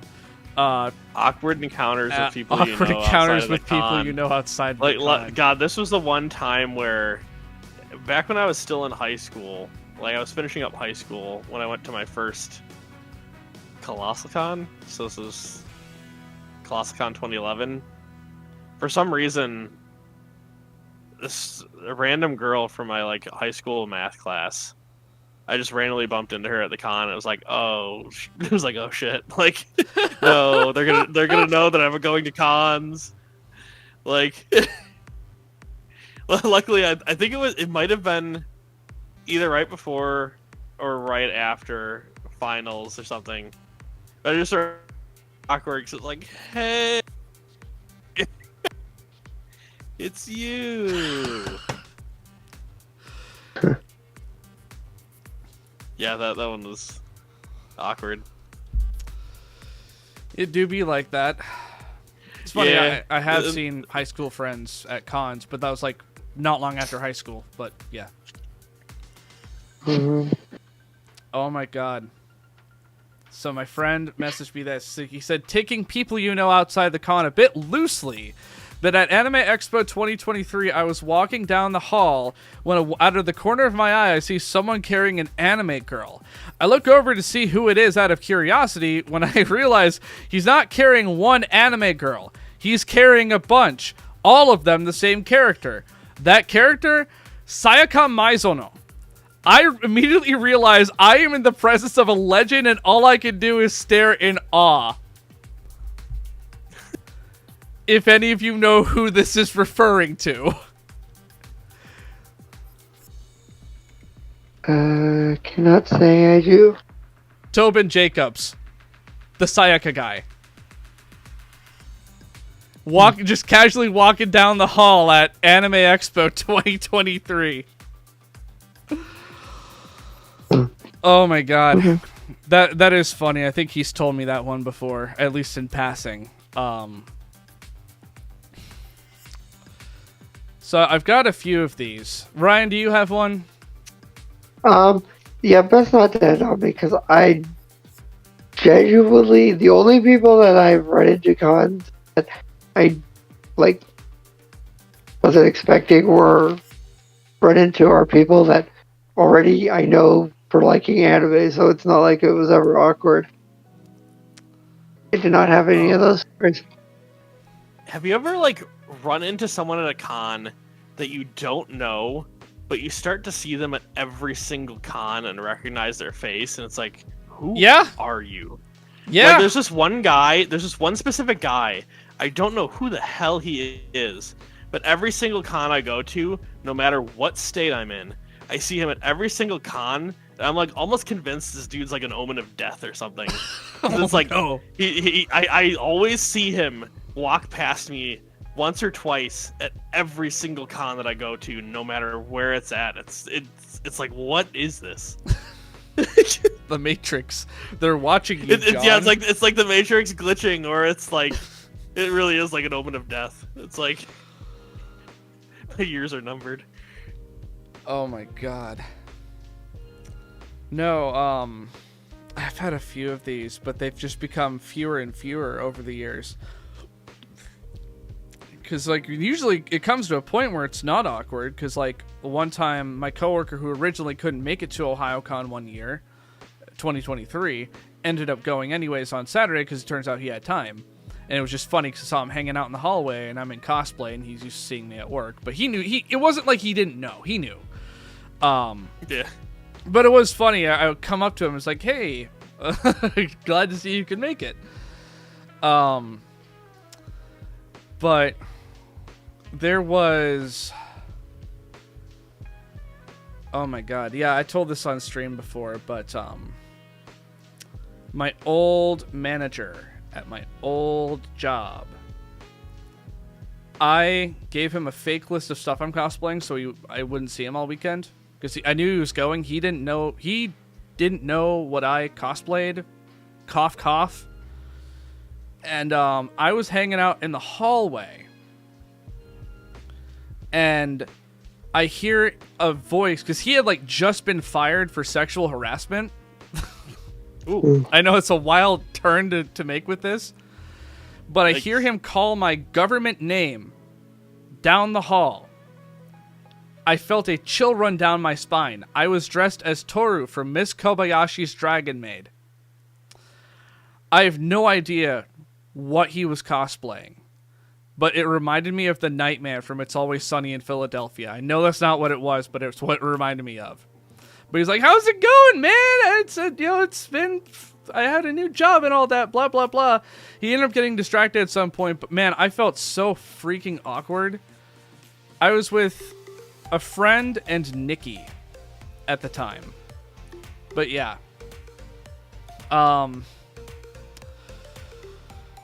That was an awkward encounter. Other times it's been like my brother. I've seen him a few times at cons. He didn't know, but now he does, and so it's not so awkward when I see him. He's usually cosplaying now. He cosplays Eraserhead from My Hero. He has one of those walking sleeping bags. The sleeping bags with like legs in them.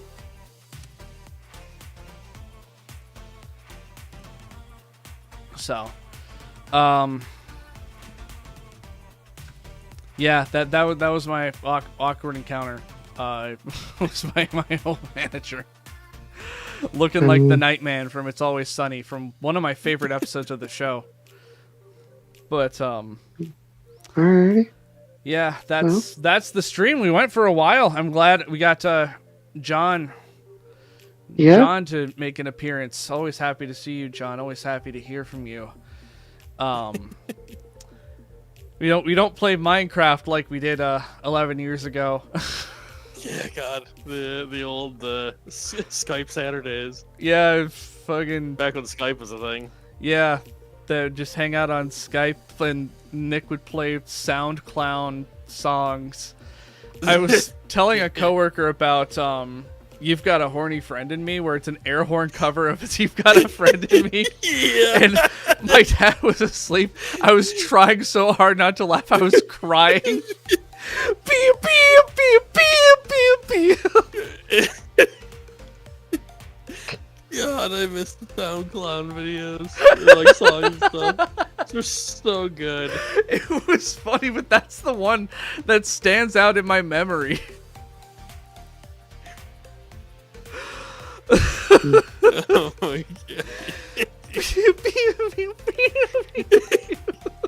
Oh my gosh. But anyways, thank you all for popping by on this funny stream I've been dying to get back to for months. I'm gonna be hanging out with Ryan tomorrow. For those of you who support on Twitch or Patreon, I'm doing an early script reading for Blood Blockade Battlefront on Sunday. I can't promise it'll be 100% done. It'll at least be 85% done. But I hope to see you there. Otherwise, I have a hangout stream in a week. So that's going to be super fun, because I know we haven't done one of those in a little bit. And I have a Pokemon Day stream on Twitch on Pokemon Day. So, Which is the 27th, yep. for those that don't know. Yep, the 27th. It's a Friday. So Friday. Stream. And we might have another stream the following Friday. I don't know yet. We're figuring out scheduling. But we shall see! So, till next time, take care. Keep an eye out for updates about the Blood Blockade Battlefront video. Happy Valentine's Day, Matthew. Thanks for coming by and sharing your story. Sorry I didn't read all of them. I just didn't want to, be an asshole and cut people off. But anyways, I'll see y'all.